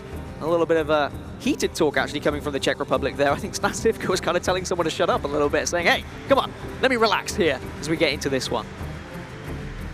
I don't know, it looked like he was having a laugh. It's hard to tell. Of course, just a reminder, these guys are all communicating through each and every game, as they have been for the entirety of the Hearthstone Global Games so far. Every single series in this tournament you've seen, the players have been either grouped in a room together or communicating online. That's always been the way with this tournament. It's a group format. That's the whole point of this. Now, we are going to be seeing Mage on the side of the United States and Rogue on the side of Stancifka. As I said, Miracle Rogue seems to be very popular. Of course, we've seen various iterations of Mage popular as well, but something that has started to rise through the ranks a little bit is Secret Mage, as you can see, is being played by Amnesiac, and I'm not entirely surprised. With all these control decks currently floating around, something a little bit aggressive that could just power through is going to be favorable. Yeah, Secret Mage is one of those decks that the players had been playing when they started seeing cards from the new expansion. Hey, this is just going to be a solid deck moving forward. Czech Republic going to get rid of that patches, I imagine, pretty quickly. Backstab preparation can be pretty good in the early game. And between these two decks, I mean, the differences from Frozen Throne, we saw the Conjurer that was there for the United States. That's pretty much the only addition to Secret Mage. And for Miracle Rogue, it's just that new Valera Death Knight. We haven't really seen much difference coming out of either of these classes, so it's going to be a very familiar game for both, but they are both cards that can make a large impact. Of course, Valera, an absolutely huge card that can be played late game. Yeah, if Stancifka can get that down on turn 9, for example, then get 2 copies of kind of any cards that he wants remaining in his hand and deck, that can be pretty crazy. On the other side of things, though, Amnesiac drawn Burgly Bully. We can get a pretty good idea that there's an Antonidas in this deck. Now we've seen that card, but Burgly Bully, quite good against Rogue. A deck which, or Miracle Rogue, a deck that is just full of cheap spells. Amnesiac's hand may be full of coins, eventually. Maybe eventually, and as you said, if there is an Antonidas, then that could be very interesting. We see SI7 Agent just being drawn by Czech Republic as well. Always handy when you have a coin. I mean, you do have 2 coins available, so there is a possibility you could clear this mana worm if you wanted to, but it is a large use of your hand. And really, in these early stages, you want to be waiting for that possibility of an Edwin just kind of wandering along, turning into like a 14-14 nice and early on. As the Rogue, you don't really want to take too much damage against the Mage. Like, Mages have always been quite good at just burning Rogues down. Rogues don't have any healing in the deck. Yeah, okay, Valera gains the Rogue 5 armor. Great, that's nothing. So they are going to want to get rid of these Mana Worms before they grow too big, but realistically this turn, if there was a Primordial Glyph and a Frostbolt, the Mana Worm's not getting that much bigger just yet, and as it happened, it only ended up dealing 1 damage anyway. And there is a counterspell available, so next turn, United States, Kirin Mage into counterspell would seem like an obvious play, but usually you don't want to play a counterspell until your opponent has played a coin. Now, it's slightly different against Rogue because they have more coins than just the coin, so you will just be looking for the tempo here, buffing both those Mana Worms up to 2/3s and getting a 4/3 on the board and just saying, well, how are you possibly going to answer this early on? Rogue typically does have a lot of removal, though, Dan. Yeah, well, counterspell, it tends to not be as good against Rogue generally, unless you can time it perfectly, which is difficult, because cards like Razor Petals exist as well. That's like, deal 1 damage, great. If that's counterspelled, the Rogue just doesn't care. Czech Republic can actually go for some tempo here, coining out the SI7 Agent, backstabbing and just getting rid of 1 Mana Worm, hoping that it trades into the other one. But now, Kirin Mage into Secret, that is a lot of tempo. It is, and a very quick decision as well. Not really much discussion coming out from Team USA. I feel like they would have been discussing it on the previous turn, as I was pointing out as well. And just having the opportunity to say, well, okay, the SI7 agent is probably going to trade into the 4-3 rather than our Mana Worm, and then we may be able to boost this Mana Worm up to even a little bit bigger. However, Czech Republic could decide to go for the value trade. If that does happen, United States have a very valuable pick just to finish him off. Yeah, and that's something the Czech Republic have got to consider. The value trade does feel good, but immediately using that counterfeit coin, getting rid of the counterspell does seem like a pretty solid start. You can see Eviscerate is glowing. The combo will still go off if Stansifica wants to clear everything. Looks like he does. And now if Amnesiac does want to ping the 3-1, it means using up half of his mana. Yeah, which is okay. It depends what you get from Primordial Glyph here, of course, and that can be a reduced cost card that you might be able to play for 0 mana and get something on the board. Vaporize, Counterspell, or Shatter. Shatter. I think Shatter's going to be out the window. Probably a Counterspell here, I would have thought. Maybe a Vaporize if there was a big Edwin on the board, but yeah, just deal with this 3-1 and we're back to a fresh board. Yeah, the mana reduction doesn't matter too much, as Counterspell probably gets played with Kyrian Mage, unless the United States pick up another secret, which they can play with the Kyrian Mage, and then playing the Counterspell for 1 mana would be great. I won't be surprised at all if we just see Burgly Bully next turn. Double Swashbuckler as well from Mimic Pod. Now Swashbuckler can be so influential in this game, and as you can see, a Firelance Portal is massive. I mean, it's such a good card. Pulling out Ice Blocks can be really big against Mage as well. Yeah. Yeah, the two of the best, and then cards like Frostbolt and Fireball, the obvious ones, but Firelance Portal definitely going to be great for tempo later on. There's another Swashbuckler, but Stansifica doesn't have any way to get rid of this Burgly Bully just yet, and I don't know when he's going to have a way of getting rid of it without using spells. He can try and freeze a random enemy here with Frostcaller if he really wanted to, but of course could freeze the face. Freeze a random enemy, give your opponent a coin? I don't like it. And he can't this turn anyway. I suspect he'll... Well, if he's playing Demented Frostcaller, he's just playing it for the body. He may decide to play Swashbuckler. I hope that that gives him a tool to get rid of this Burgly Bully, but Burgly Bully looks like he might carry the game for United States here. Yeah, Burgly Bully just being a real pain in United States' backside at the moment, to be honest. You're just going to have to search for more with the Swashbuckler. Another Firelance Portal comes out. That will come in handy a little bit later, but not much use just yet.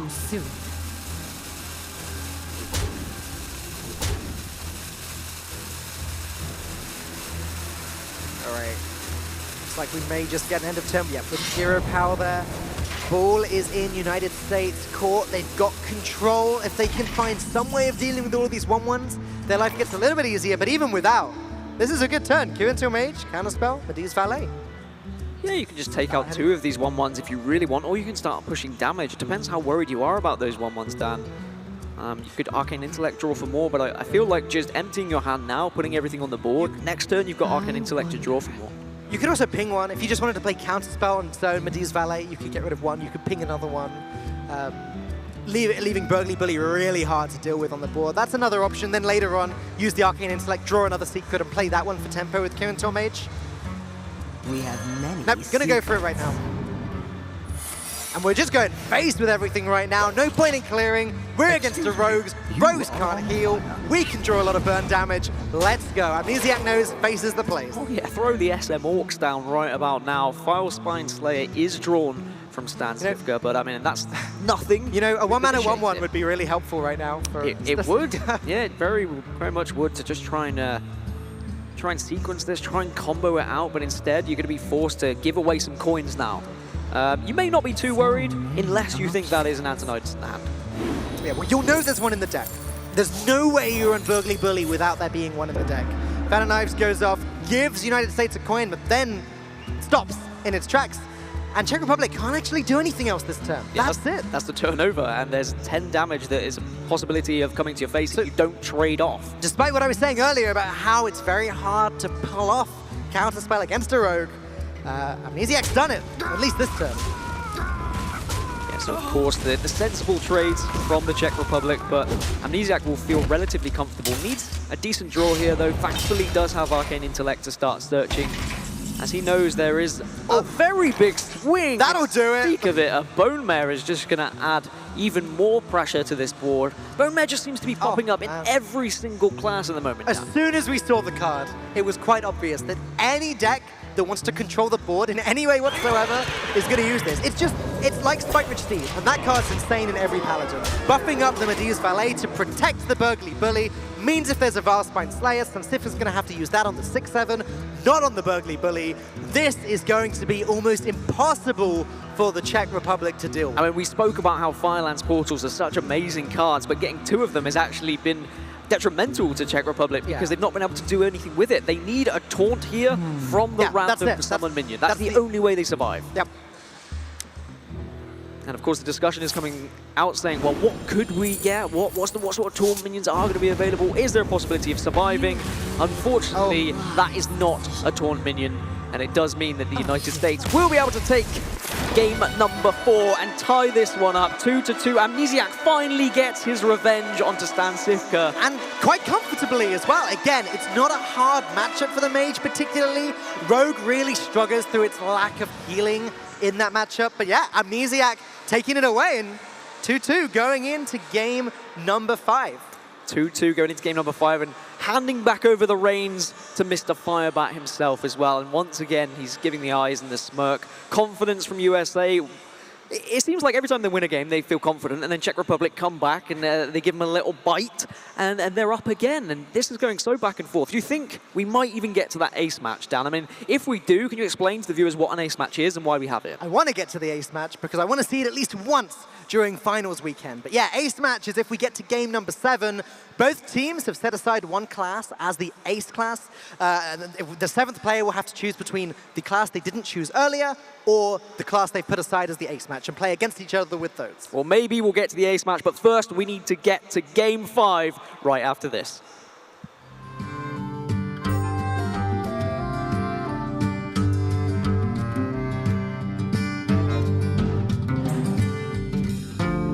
Welcome back, Hearthstone fans, to the Hearthstone Global Games semi-finals. It's the second semi-final of the day. Czech Republic versus United States, battling out to face off against Ukraine in the grand final tomorrow. Currently, the score is 2-2. This is an absolute slobber knocker. It's a great rivalry between these two teams, and we move into game 5. Dan, it's going to be Priest and it's going to be Warrior. This is the first time that the players can't pick their decks because, of course, the format is slightly different. So this is something that we never saw in the previous games for the Hearthstone Global Games. Over the first 15 weeks of the group stages, once we got to game number 5, that was it. It was the last game, so that was the ace match. But now, because of the extra few games that get played in the best out of 7, what we do is we go back, the players can choose to play a second time, and if they do, they're forced to play with the deck they didn't bring before. So these are the decks that the guys didn't want to bring earlier. Priest versus Warrior. Popular Priest decks, I think easy big, easy Priest is potentially the way we could be going here. It's a risk bringing it to a tournament, but it's one of these risks that may be worth it because it is a deck that is so blooming strong. Yeah. When you are able to get Barnes out on turn 4, you can just outright win there. The dream is Coin Barnes and then Eternal Servitude on turn 4, right? Like, then you got a 4-mana 4/8 with Taunt and Lifesteal and Death Rattle. That is a possibility, but there's also the possibility of the Highlander Priest. Yeah. Now, Highlander Priest being one card of everything, of course, the traditional Reno decks that we've seen. Still Kazakus available, Raza there as well. Really solid Priest decks, but we see a cheeky Barnes on the board, Dan. I'm not too surprised, because in my little snooping around, in my digging that I did over the last few days, I did see a half-pwn deck that Stansifka had put up with a guide. And it was easy big, easy Priest. I mean, Czech Republic are already laughing. This is cruel. This is very cruel. And now for United States, they're going to have to just try and put as much damage as possible. There's a Shadow Essence drawn as well for Czech Republic, so this is perfect. Yeah. Turn 4, Barnes, win game. Yeah, Right? just, again, add Eternal Servitude, and that's everything you could possibly want. The only way they don't win the game, I've seen some people throwing Onyx Bishop into the kind of inclusion. That was obviously during the Lich King raids and stuff like that, but you've got to be worried about what you're drawing. If you draw something like a Lich King, and that's a 1/1 taunt, then you can revive, yes, okay, an 8/8 a little bit later, but you really want those Obsidian statues. Sure, against Pirate Warrior, it's particularly important. Where this deck flourishes is that there aren't many minions that don't have Taunt, and actually, I'm looking at Stansifka's list that he put on half-pwn, there was no Ysera in it. Whereas a lot of the big priests we've seen do run Ysera, this seems to only run minions with Taunt, apart from Barnes, obviously. Yeah, when Barnes is already in your hand, you're in a very comfortable spot. Oh, and Yashraj. Yeah, and Yashraj. But that brings out a taunt, so it doesn't matter. But both Shadowword Pains being available as well is just huge. I don't know if you need to waste them here. I mean, nothing's waste against Pirate Warrior, right? You just heal, right? Like, as the big priest, the general game plan is if you don't need to do anything, don't do anything. Your opponent dealt 2 damage, you just heal it back up again. Shadowword Pain will be perfect for dealing with a Frothing Berserker, a South Sea Captain, anything like that a little bit later on. But in the meantime, it's just not necessary. So what Czech Republic need is they still need to be able to revive these minions that they are putting on the board as well. I mean, Shadow Essence being able to pull out a 5/5 of something in your deck is going to be great on turn 6. Dream scenario is that you get Yashraj from the Barnes. That pulls out the Lich King or Obsidian Statue. They are the only other minions in the deck. They will bring out the Lich King or Obsidian Statue. Then they can be pretty comfortable in the fact that they've just won the game.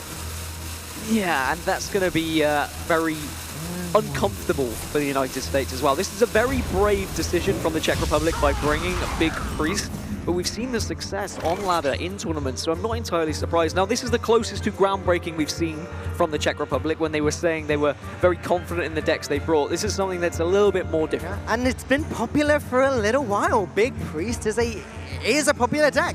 Yeah, some people say it's inconsistent because you need to draw Barnes, but the thing is, even if, when you do draw Barnes, you've got this huge advantage. When you don't draw Barnes, it's still a good deck. Unless you end up playing Shadow Essence and getting Barnes from that, you're still going to be in a good... Yeah, okay, you're nodding. You've had that happen. I'm nodding because that happens to me every single time. The Shadow Essence, but it's not going to happen in this game. Czech Republic will be feeling very comfortable, and they have the removal tools. That's what's important. Of course, this deck, you just have a bunch of removal available, and then these minions and these spells to bring your bigger minions onto the board. Where this deck does, if it's the one that stand put on Hearthstone, where it does differentiate itself from other big priests is that because it doesn't run Ysera, it runs Double Thought Steal instead, as well as the Devouring Mind. So more value generation there. This may just be a more standard list, or that may just be the one that he thinks is the best one. So the real question is, how does the Pirate Warrior win this game? Well, they hope that there's a bad draw from Barnes, and they hope they can just continuously push through damage, because if an Obsidian Statue does come out with the Yashraj, then you're really struggling, and that's going to be extremely frustrating. However, the flip side, if it doesn't, if it is just a Lich King, and let's say the draw of the card that you get into your hand is a bad one, there is a possibility that United States could just ramble out of control here. Look at that. Shadowword Pain actually going to be used on a 1/1. So, with a pretty good reason here, we can see there's a Bloodsteel Corsair in hand, and getting rid of the potential for the United States to bring that out, upgrade the weapon, worthwhile. There was the option to play Dread Corsair and Bloodsteel Cultist this turn, but instead, going to go with Naga Corsair and the Dread Corsair. The builds up a slightly bigger board, which means that United States are going to be able to start punishing Czech Republic immediately. But look at that. Yeah, no thought process, straight into Barnes. Do they get Yashraj? That would be the optimal. Yes, they do. That's big. That's what they needed. And now they could draw something huge out of their deck. It's an Obsidian Statue, an absolute nightmare for the United States. Not only do they have to push that 8 damage, but of course it will kill another minion if they had played it. And now they're just going to be worried, do Czech Republic have the possibility to re-summon this? Again, I just want to point out, if it's the list that I've been referring to throughout this game so far, there are only 4 other minions in the deck as well as Barnes. Just Yashraj, 2 Obsidian Statues, and the Lich King. It was a 1 in 4 to get Yashraj. That's not even unlikely. And then it was 100% to get one of these huge taunts. And look how much damage as well that United States have to sacrifice. Not only are they going to be pushing damage into the statue, but they have to kill Yashraj as well. They cannot let that live. And Pokrovac finds himself once again with 30 health. And Firebat has nothing on the board that can't be dealt with. So the saving grace for the United States is that they will see that Obsidian Statue isn't going to be revived this turn. However, turn 6 coming through, there is going to be a possibility of a 5/5 Obsidian Statue, or of course a Lich King coming out, or another Yashraj. Or Yashraj. There are the 3 minions left in the deck. Yeah, 1 of each, exactly. And all of them feel pretty good if you're Czech Republic right now. Again, all of them have taunt. And wow, United States thinking about having to trade here as well. Of course, we've seen iterations of Resurrect Priest throughout Hearthstone with the use of things like Onyx Bishop, for example, but the consistency hasn't been there. But now you have the Discover mechanic to revive things, and you get the choice. It means it reduces that random element from it. But now Shadow Essence is just such a good play here, and as you said, a 1 in 3 to get Yasharaj again. Which would then bring out one of the other taunts as well, and I think just end the game immediately. I think, honestly, no matter what Shadow Essence brings out, this game is over. Stazivka does run double Mind Vision as well as the double Thought Steal and Devouring Mind. Sounds like he really likes the idea of just stealing all of the cards from his opponent's deck. Maybe he hopes for Death Grip every time he plays the Lich King. But yeah, this seems like it's pretty over. Big Priest did its thing and did it perfectly. So I mean, you say it's over, but let's say Shadow Essence brings out Lich King or another Obsidian statue, for example. Fireback can trade into that, and from what we can see, there's nothing actually available for Czech Republic to resurrect anything. So the game wouldn't be over. Fireback could start putting more damage on the board and potentially just burst through. I mean, I don't think it even matters that Pokrovac doesn't have anything because, yeah, United States don't have anything either. I'm an optimist, Dan. Okay, you can be an optimist, but what United States would need is Arcanite Reaper upgraded several times. Well, there you go. You can start building your own. we're back here. We're back in the shop in Hall 7. We are. We can start building our own, and United States will be maybe kind of dabbing their forehead with a little bit of a towel, like a little bit of a sweat coming on, saying, okay, well, they've not revived it yet. Maybe we have a chance here. It's not gone to plan early on, but there's a Shadow Visions. That can suddenly change everything. Yeah, I mean, there are several good options now for Pokrovac. He's still got the ability to play the Shadow Essence if he wants to. He can play Dragonfire Potion just to clear the board, or, as you said, grab the Eternal Servitude from Shadow Visions and win the game with that. I don't see any bad plays this turn for Czech Republic. That's the thing. Like, sure, clear the board. Yes. I said earlier, this deck's win condition is do nothing until you have to do something. Build your own Arcanite Reaper, Dan. You said you needed one. Well, we got there. We got there in the end. It's actually better than an Arcanite Reaper. A 5-3, they can start pushing the damage, but Czech Republic are just, they're cruising at the moment. They've got their hands, they should have their hands behind their head, and they're saying, okay, we can take our time. Wow. We've got Shadow Essence, we've got Shadow Visions into the possible Eternal Servitude. We could just win this game outright. For a second, it really looked like Fireback was going to be greedy there and not hit him with a weapon and try and build it up. Shadow Visions anyway, Dan? You can just draw it. I don't know, Dan. I don't know. Things are looking bad for one of these teams right now. As Czech Republic are continuing this pattern that we've had for this entire series so far. They win a game, United States wins a game, they win a game. But if it carries on like this, Czech Republic do win the final game. That's true. It's a shame things don't work like that in real life, though, Dan. They don't. No, patterns don't just win I things. like the pattern, Dan. It's okay. I know you like drawings and bright colors and stuff like that. It's fine. We'd both predicted before that we thought that the Czech Republic actually had a little bit of an edge here and the ability to win the whole Hearthstone Global Games because of their deck building. It looks like they may still win it, but not necessarily for the reason we expected. They've just surprised everyone by playing more standard decks. So Yasharaj could bring one of 3. It's the Lich King that joins us. The Lich King who has been ever present here at Gamescom with his 1 million health. A little bit different this as one an doesn't 8-8. have, No. yeah. Not as much to get through for the United States here. They can get through him, but they then can't kill that 10-10 that's on the board. A little bit awkward. So interestingly, Shadow Essence now can't pull out the Lich King, but can still bring out Yasharaj and still bring out Obsidian statues. So that's a lot of lifesteal that Pokrovac is going to have 100% of the time from now on. Yeah, Fireback can clear up the Lich King, no problem. But then what? Like, there is going to be at least 1 Obsidian statue sitting on the board at the end of this turn. Yeah. If not 2. If not 2 as well. And the Dragonfire Potion if you're really worried as well. I mean, there's not really any reason to be worried, but you can play this so safe. Clear the board, you have a 10-10 that becomes, what, 10-6 after you heal it, 10-7, and then you just push 10 damage. This game is pretty much done and dusted. United States are probably going to play it out, wait for a draw, but no! Fireback concedes. Czech Republic 3-2 with easy Big Priest. Easy.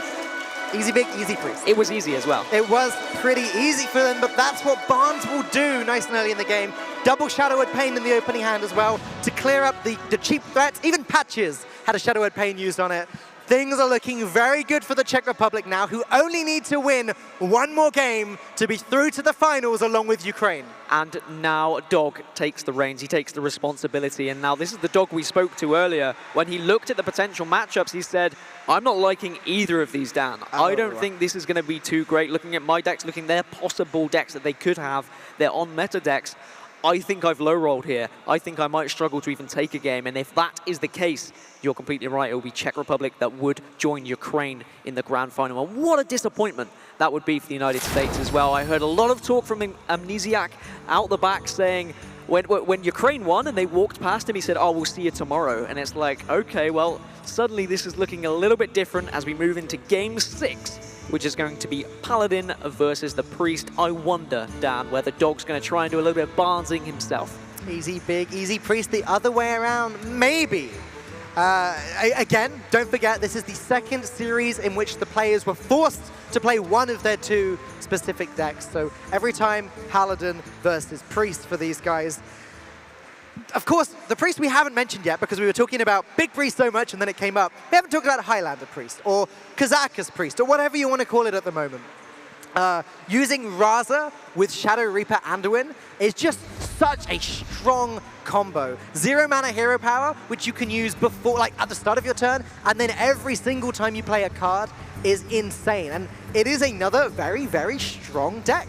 And it is hard to judge as well. Like, usually a player like Dog and the United States as a team, I would say they would more likely bring something like a Highlander Priest, but you never know. Surprises can always be good. Save it for finals. As Sotul always says, 2-3. Czech Republic currently have the lead. Can United States tie this one up? Or are Czech Republic going to be heading into that grand final versus Ukraine? This could be potentially the last game of the day. Let's hope it's a good one. Look at this, it's going to be Dragon Priest. So not only, right, okay, so Czech Republic, not only did they get Barnes in the last game, but now they get Murloc Tidecooler into Rockball Hunter and a Righteous Protector as well. I mean, this seems like, you know what, Dan? Pretty good luck. Groundbreaking. Groundbreaking decks from Czech Republic. This is, I'm going to have words with Czech Cloud later. But what a feeling. What a feeling it must be to be on stage in front of hundreds, thousands of people and being able to draw the absolute nuts. Being able to say, yep, we've drawn the perfect cards to start with. We're feeling confident. We have a chance here to move on to the grand finals. The only worry for Czech Republic is they have no idea what they're facing off, of course. Yeah, at least for the time being. We have seen different Paladins from their side as well. Obviously, South Korea earlier. We're playing...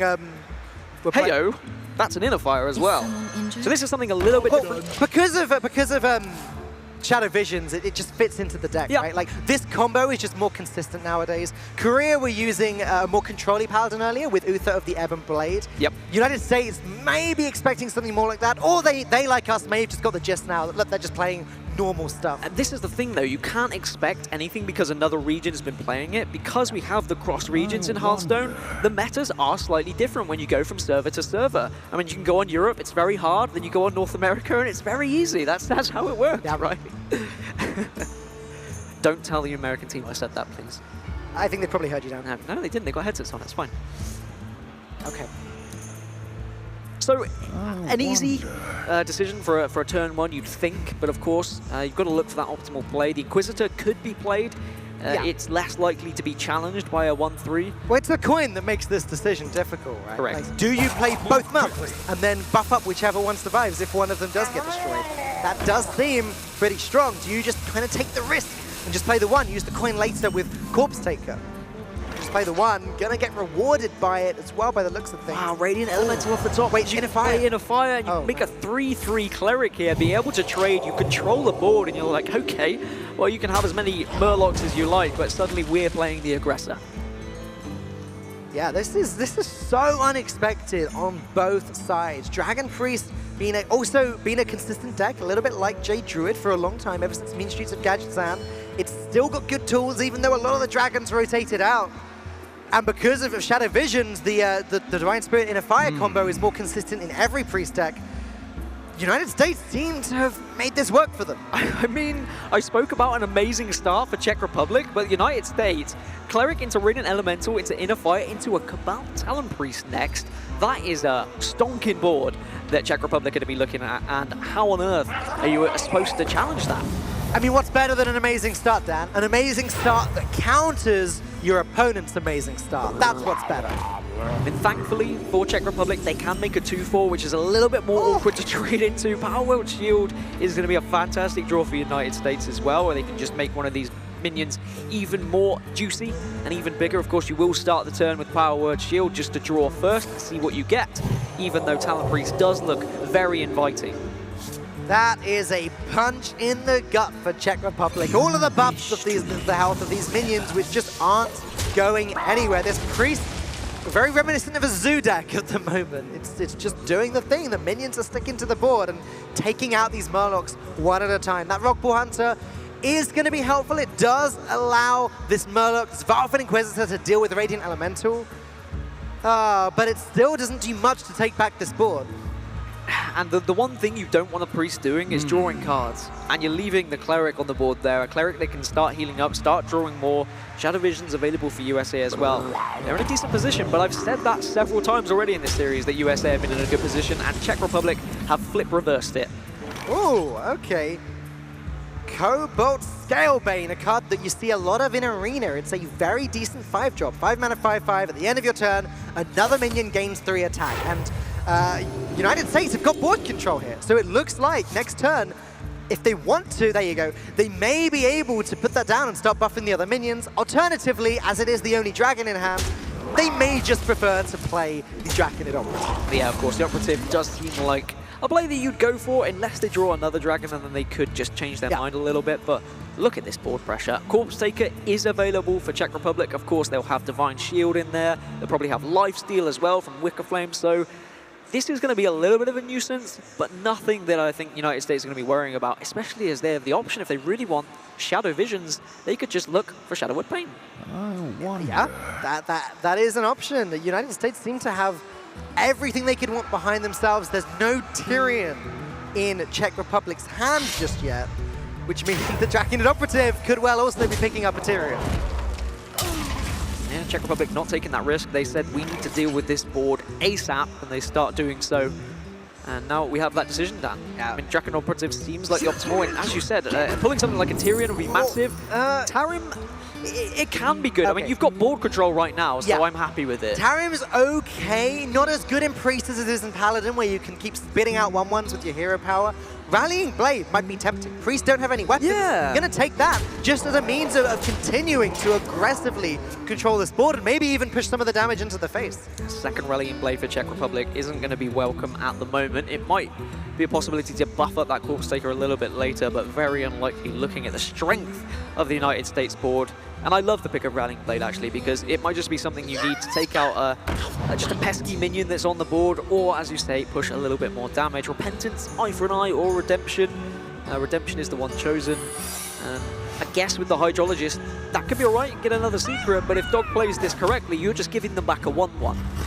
Dan, right at the start of this game, you highlighted how strong a hand Czech Republic had. I completely agreed with you. The hand was insane, but United States have somehow picked it apart piece by piece, and now look at them continuing to establish complete board dominance. They can play Radiant Elemental, Rallying Blade into the 2/2, probably just go face with the Draconid Operative. Like, there's not even much need to trade anymore. And good ordering as well, regardless of secret there from Dog, just making sure he revives a 1/1 rather than a 2/1. These are the plays that you'd expect from the pro players, of course. I wouldn't expect anything different. And now this is where the Rallying Blade's going to come in handy, Dan. And it's just such control, and I'm wondering how Czech Republic are getting it back into this one, because Spike Ridge Steed isn't going to be able to play. I'm surprised to see United States making that trade, but it just doesn't matter. Czech Republic going to use the concede right there. United States takes their third win. We are going all the way to the ace match today in the second semi-final of the Hearthstone Global Games. Not only are we going to an ace match, but we're going to a Stansifka versus Amnesiac rematch of a rematch. They played twice in Phase 2, and they're going to be playing twice here again at the Global Games Finals. Yeah, so Stansifka won both games in Phase 2 in this matchup, but Amnesiac did beat Stansifka earlier today, so he's hoping he can continue what he started earlier. Oh my goodness, it does not get better than this, Dan. I mean, this is what the matchup deserved, right? We deserve to go to an ace match. These are some of the best players in the world competing to get to that grand final against Ukraine. There's so much on the line, not just money, pride, national pride. You've got your whole country watching you, rooting for you, and it all comes down to this. Amnesiac, very focused, looks like he really wants this one.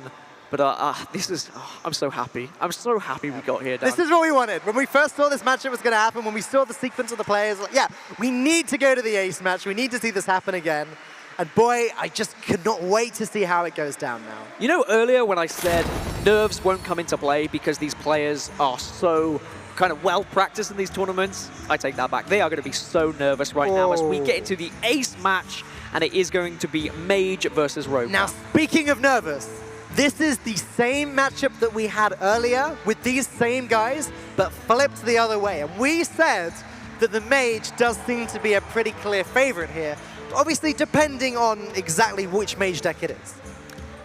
Yeah, Mage is in an interesting spot since Frozen Throne. I mean, Freeze Mage is still very popular. Of course, Quest Mage is still very popular Quest as well. Mage seems to have taken a step forward and sort of overshadowed Freeze Mage, at least at the moment. Well, the reason why I thought Quest Mage was going to be brought quite a lot of this tournament was because it's so successful against Jade Druid at the moment. Sure. It's got a very high win rate against it, but it's a deck that can really struggle against some aggro decks. But of course, it can do well as well. So it's a good one to bring. Of course, there is the Jaina deck as well, the Death Knight deck that's available, a little bit more control-orientated in comparison to like a Secrets Mage. It's true. There are a lot of possibilities for Mage at the moment. Frostlich Jaina has added kind of all this elemental synergy. Pyros becomes an insane card. But based on what we've seen so far from the Czech Republic, I am expecting to just see Quest Mage or Secret Mage. Well, Game 7 is about to get underway. If you're here at Gamescom, I want to hear a round of applause for these players because what a series we've had on our hands.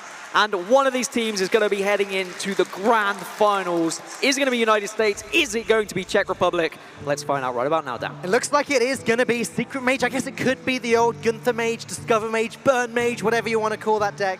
But Manowar, Medivh Valet, it's going to be aggressive. It's not going to be the Quest Mage. So we could just see a repeat performance from earlier. But with Stansifka coming out on top, such an important game for both players, for their teams, for their countries, for their pride, and for a place in the finals. And these are the two players that have said they are the shot callers of this team. Yeah. They have the overriding opinion when there is any sort of debate, so it's quite fitting that they've put themselves into this ace match, and it's not a coincidence that they're here for game number 7. They know that they want the responsibility of winning this game if it does come down to this situation. We do see a Frost over there as well, Dan. So it looks like it's going to be more, maybe even Freeze Mage, or maybe Discover Gunther Mage, that type of deck. Started running cards like Frost Nova Doomsayer sometimes. Volcanic Potion as well, though. So Questing Adventure is there as well for Amnesiac, and his Rogue, of course, can be a very pesky card. They can get very large, just like an Edwin. A little bit more difficult to pull off in some situations. It is Freeze Mage. This is confusing. Either way, Freeze Mage also equally favored. Well, I mean, this is where we were after Guro came out, right? We saw the Gunther, the Discover Mage, which was like a hybrid of Freeze Mage slash Aggro Mage slash Secret Mage. It was a little bit of everything, and I think that's where we are with this Czech Republic deck as well, because we can see the Volcanic Potion, which deals with aggro. We see the Frost Nova, the Doomsayer, deals with aggro, but we've also got the Mana Worm there, which is a little bit of aggro on your side. Now, Miracle Rogue has a very hard time against Freeze Mage, because again, same reasons as earlier, no way of healing back the damage that the Mage is dealing. But the fact that Ice Block also exists, sometimes the Miracle Rogue will have this big blowout turn where they'll deal all the damage at once, and then the Mage will just win after that. Okay, let's say it is a variant of Freeze Mage then. What is on the side of the Rogue and what is different from the previous iteration before this expansion is Valera, the Death Knight. Sure. You can be hidden, of course, you could just conceal yourself for one turn, you get your own Ice Block. and you've got those swashbucklers, it means you can potentially get some ice blocks of your own. Yep. It's a winnable game. 100% is a winnable game. I think I've seen it won by various pros because of Valera. That's if you're running it, though. I'd expect them to, because it's so strong. It seems to be standard nowadays in Miracle Rogue lists, though it's still a little bit early to call anything standard in the Frozen Throne meta. Still, many things are going to be changing over the next few weeks. Just another parallel I'd like to draw between this game and the one we had earlier. The Rogue did have the coin both times. Obviously, there's no counterspell shenanigans going on from Czech Republic here, but Amnesiac going to straight away go all in here on this questing adventure. I like to see this. Yeah, and if you can draw something good here, oh, a backstab is going to help, but he's not going to play it. Okay. Well, I guess even if there was a Frostbolt, backstab didn't really do anything, because the trade still happens, the Frostbolt still finishes off the questing, even if it's a 5-5. So I don't mind keeping the questing like this. I don't know if backstab beats any other card. I don't think so. One thing I've learned throughout the global games is to never question a play by a player whose name ends with C. Now, you've questioned it a few times, George C, the UK Savage. Backstab would have stopped that play, by the way. It would have, yeah. But now you've got your Edwin, so now you've got your spells to possibly use a little bit later to just make a giant Edwin. Yeah, I mean, obviously, dream scenario, we can see it right now. Double backstab, prep, spell, Edwin. That looks pretty good. United States just needs to pick up a spell, but they need Czech Republic to play a couple minions as well. It doesn't look like that's going to happen anytime soon. Doomsayer probably going to be played for tempo a little bit later, just to prevent Amnesiac from making a play the following turn. Are you tempted by Doomsayer here, then? I mean, it's so greedy, I guess, to say I want to keep Doomsayer with Frostnova, but it happens so often. You don't want to just throw a Doomsayer into the wind. So you could argue that you could play it then to prevent Sherez and Corpse Flower from coming down the following turn. You could play Doomsayer on turn 5 to prevent Gadgets and Auctioneer from coming down on turn 6. There are a lot of ways you can use Doomsayer. The most important thing in this sort of situation is thinking about what you're preventing your opponent from doing next turn, rather than what you're destroying this turn.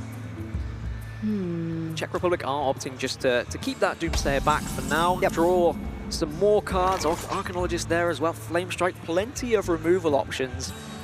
But as you said earlier, no minion played, so it means that this Edwin is not going to get very big at all, and we're just going to see the dagger up and pass, I would assume. At what point do United States start to suspect that this is a freeze mage? They've still not seen many cards. They've only seen the Mana Worms and Volcanic Potion and Arcane Intellect, all of which are pretty standard in many mage lists right now. I'm just struggling to call it freeze mage is the thing. Yeah, like, there's a Frostbolt, does that help? That's pretty cold, it's pretty chilly, but with the Mana Worms in there, I mean, I just want to call it like the Discover Mage as well. It's one of the hybrids, right? Like we saw a lot of this type of deck towards the end of Ngoro, where people were just making mage, like control-y, freezy, combo-y, Gunther-y, Discovery Mage, where they all mixed up and became one deck. And we may see something like a Medivh coming in a little bit later. Of course, Alex Straza will be very good. I think Amnesiac and the team will have a very good idea of what this could be after what they've seen. It'll be Medivh or Antonidas, and yeah, I'd say it's more likely at this stage that it'll be a Medivh. Do we ever see Frostlich Jaina in this deck? I mean, there's a possibility if this is a control variant. I mean, some people have just thrown Frostlich Jaina into Discover Mage and said, well, she's a pretty good card, you can gain some armor, you can start getting some lifesteal, why not? As the second Ice Block is drawn, and Czech Republic now are taking their time. I am not entirely surprised. I was kind of expecting this last game to go this way. Lots of roping, lots of thought process, as a Razor Petal is available, so that means you can start getting some more spells, not only for making a big Edwin, but also for that Gadgets and Auctioneer. Yeah, it's a very nice way of testing for Mirror Entity as well, just in case. That's tested for Counterspell, had a second backstab if they did get Counterspelled. Now we test for Mirror Entity, you drop the Razor Petal Lasher, then you could maybe just drop Edwin. Maybe you backstab one of your own minions if you want to make it bigger. I don't think so, though. I think 6/6 is probably fine here. Oh! Wow, I think he's going all in with this Edwin here. Gonna prep out the Razor Petal. Then you could backstab your own S-7 agent if you wanted to. That's too much. The Brotherhood shall the only downside to this play is that you kind of lose your potential for Gadgets and Auctioneer the turn after. That's why he saved one backstab, right? He saved it as I can at least draw something with my Auctioneer, but one backstab is not going to deal with Frostnova and 2 Doomsayers. It's not. But you know what would? What? I mean, some form of removal, which Rogue have a lot of.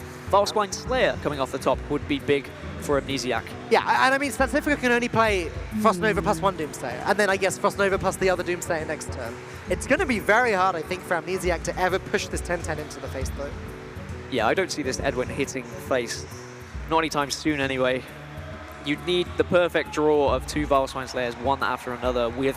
But that's not even going to work, because the Arcane Giant wouldn't be low enough to activate it. So Czech Republic in a decent position here. And I wonder whether we're going to see Stan Sivka win the battle. Swashbuckler is available as well. I mean, an Ice Block is something that we spoke about that could be massive. Yeah, it tends to be one of the best spells you can get in this matchup from Swashbuckler. Fireball would be pretty good in this situation as well, being able to remove the Doomsayer. Yeah. Anyway, even a... there are quite a few ways that you can remove it, because you got the backstab as well with the weapon. Forbidden Flame would do it as well. Patches might help.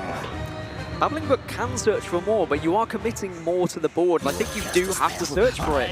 You've got an idea now of what you're playing against. No, Mana Bind is not going to be at all helpful currently.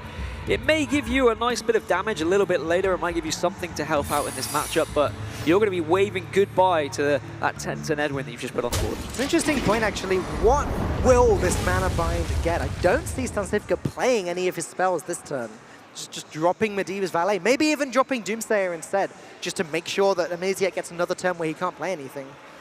But Mana Bind's not going to go off just yet. And we're asking the same question that we were asking before, though. We're saying, do you drop the Doomsayer for tempo, or do you wait until they've built up some sort of big board, and then you've got Frost Nova plus Doomsayer? It's too tempting not to keep it. So I think you're right. I think just maybe a Medivh's Valet and 3 damage to the face might be the option here for Czech Republic. A lot of discussion going on, though, from the Czech Republic. As you can see, Stan with his hand just covering his head there. I mean, this is a stressful situation, right, Dan? I mean, like, 3-3, everything on the line, and everyone's eyes are looking at you as well. If the team loses, they're going to say, well, you played the ace match. Let's be realistic here. These guys have both played in a lot of tournaments. Amnesiac was at BlizzCon last year. But this will still be one of the most important games of Hearthstone that these guys have ever played. They want to win it for their country. Hallucination from Mimic Pod is very, very good. 2 chances to get Ice Block. Interesting, he's saving it as well for his Auctioneer. Of course, people will say, oh, they could have played both Hallucinations and then the Arcane Giant if you wanted This to is then. so good, though, with Auctioneer. Yeah, you wait and you start drawing through your deck, and you need to find a way to actually win this game. And it might be Valera. We haven't seen an Eviscerate yet. And of course, Valera, you get that new hero power that allows you to copy a card every time you play it. So once per turn, one of your cards just gets copied. Yeah, and that's crazy. Think about how much damage you've got a possibility for that for Eviscerates. I mean, one turn you can deal 8 damage, next turn you deal another 8. That's 16 already. Yeah. But I wonder whether it would be a little too late against this Discover Mage, as Medivh is now available to be dropped onto the board as well. Doomsayer, Frost Nova as well, I imagine. Maybe we just Frost Bolt it. It's difficult because naturally you wouldn't want to waste the damage, but the Frost Nova might become very valuable a little bit later on. And of course, you're going to be considering about what the secret was. Well, if it was Counterspell, like, Czech Republic weren't too worried. They just played both. Play one against Counterspell, play the other one. They probably will have considered Mana Bind, decided they prefer to give their opponent a 0-mana Frostbolt, I guess. I don't imagine Czech Republic ignoring the possibility. Now that Doomsayer is probably going to go off. Oh! Well, now we're going to see everything drawn from the deck from the United States. And I love what Czech Republic did there as well, by the way. They put that Arcane Giant down to just 1 health in case the Doomsayer is removed. And yeah, now Amnesiac does have the damage to get rid of Doomsayer as well. He was 1 off even without the Eviscerate. There's 2 Eviscerates! You predicted this, Dan. It's like you foresaw it. It's like I know what's in the deck. Valera is going to come down later, maybe. Oh, hang on. Wow, okay. That was a quick snap pick. Okay. You know Ice Block is a definite decision, but you saw a Death Knight, you got excited. I just had a slight panic attack. We're fine. It's always tempting when you see another Death Knight from an opposing class because you want to just change your character mid-game, but not in a game in as important as this. Not when you're trying to get to the grand final of the Global Games, and an Ice Block is just so impactful in this matchup. Look at that, Amnesiac cleaning the board very nicely. 2 Frostbolts in hand, Ice Block, which does make all of the difference. 1 turn, the Rogue just survives, and then potentially wins the next turn. If there is a Valera, Amnesiac, the United States are going to want to see that as soon as possible. Like, they want it to be the next draw. It's interesting because do you want to play it? I think no. I think you wait until you're worried about a lethal threat from your opponent, and then you use it as a type of ice block. You're stealthed, you're concealed for that turn, and there is no way for Czech Republic to finish you off unless, of course, something like an arcane missiles came out, something that can deal damage randomly rather than directly to your face. Firelance Portal and the ping, cleaning up the board, dropping a 5-6. That's a pretty good Firelance Portal, that right there. Fast Mind Stare has been something that's been so impactful in Rogue ever since Guro. It's kind of made Rogue just so fantastic and very favorable in a lot of matches. It's like the Rogue's only way of dealing with things without using like lots of little spells, right? There used to be cards like Deadly Poison, Blade Flurry, Tinkmaster Sharpsword, Oil. That used to be able to deal with minions, but now Rogues usually have to use spells. Vast Mind Slayer negates that entirely. United States are back on the board. Czech Republic probably going to need to consider just dropping Medivh here, unless they want to prevent United States from getting more mage cards, in which case they have to Flame Strike, or even Frost Nova. It's a sticky situation. I mean, I would say I'm not worried about my opponent getting mage cards, but knowing that Ice Block is a possibility and how Ice Block can just win you a game, because there is a lot of damage that can come out from the Rogue. I mean, especially when Valera comes down, so maybe that is a consideration from the Czech Republic. Maybe they want to get rid of this board. They say we don't need to drop Medivh right now. Let's just clean this up, see what they put on the board, and then next turn we could drop Medivh. Yeah. Nope. Going to go for it now. They decide that they need to win the game sooner rather than later. This allows them to Flame Strike next turn, put a 7-drop on the board, as well as, I guess, Acolyte of Pain or whatever else. Prince Valinor, there are no 4-drops in this deck, huh? No Sherazin. Well, that's the first Prince we've seen this tournament. Of course, one of the newer cards since the Frozen Throne was released, and it is a good way of gaining some health back, of course, if you are facing off against some sort of aggro deck. I've talked multiple times this series about the fact that Rogue has no healing apart from the 5 armor that Valera gets, but hey, that's healing. So usually. No Sherazin? Yeah. No Sherazin in this deck. That's sad. I love that happy little guy. Is he happy? I think he's happy. He looks very angry. I wouldn't go anywhere near him. I think he has a huge smile. Golden animation's beautiful. You concern me sometimes. Now, United States are just looking at how they're going to be removing this 7-7. There are various options. They've got the spells, but you don't want to be using some of that direct damage. You want to be saving it to try and win this game at some point. I mean, USA are going to be starting to count how much damage can we actually push to face.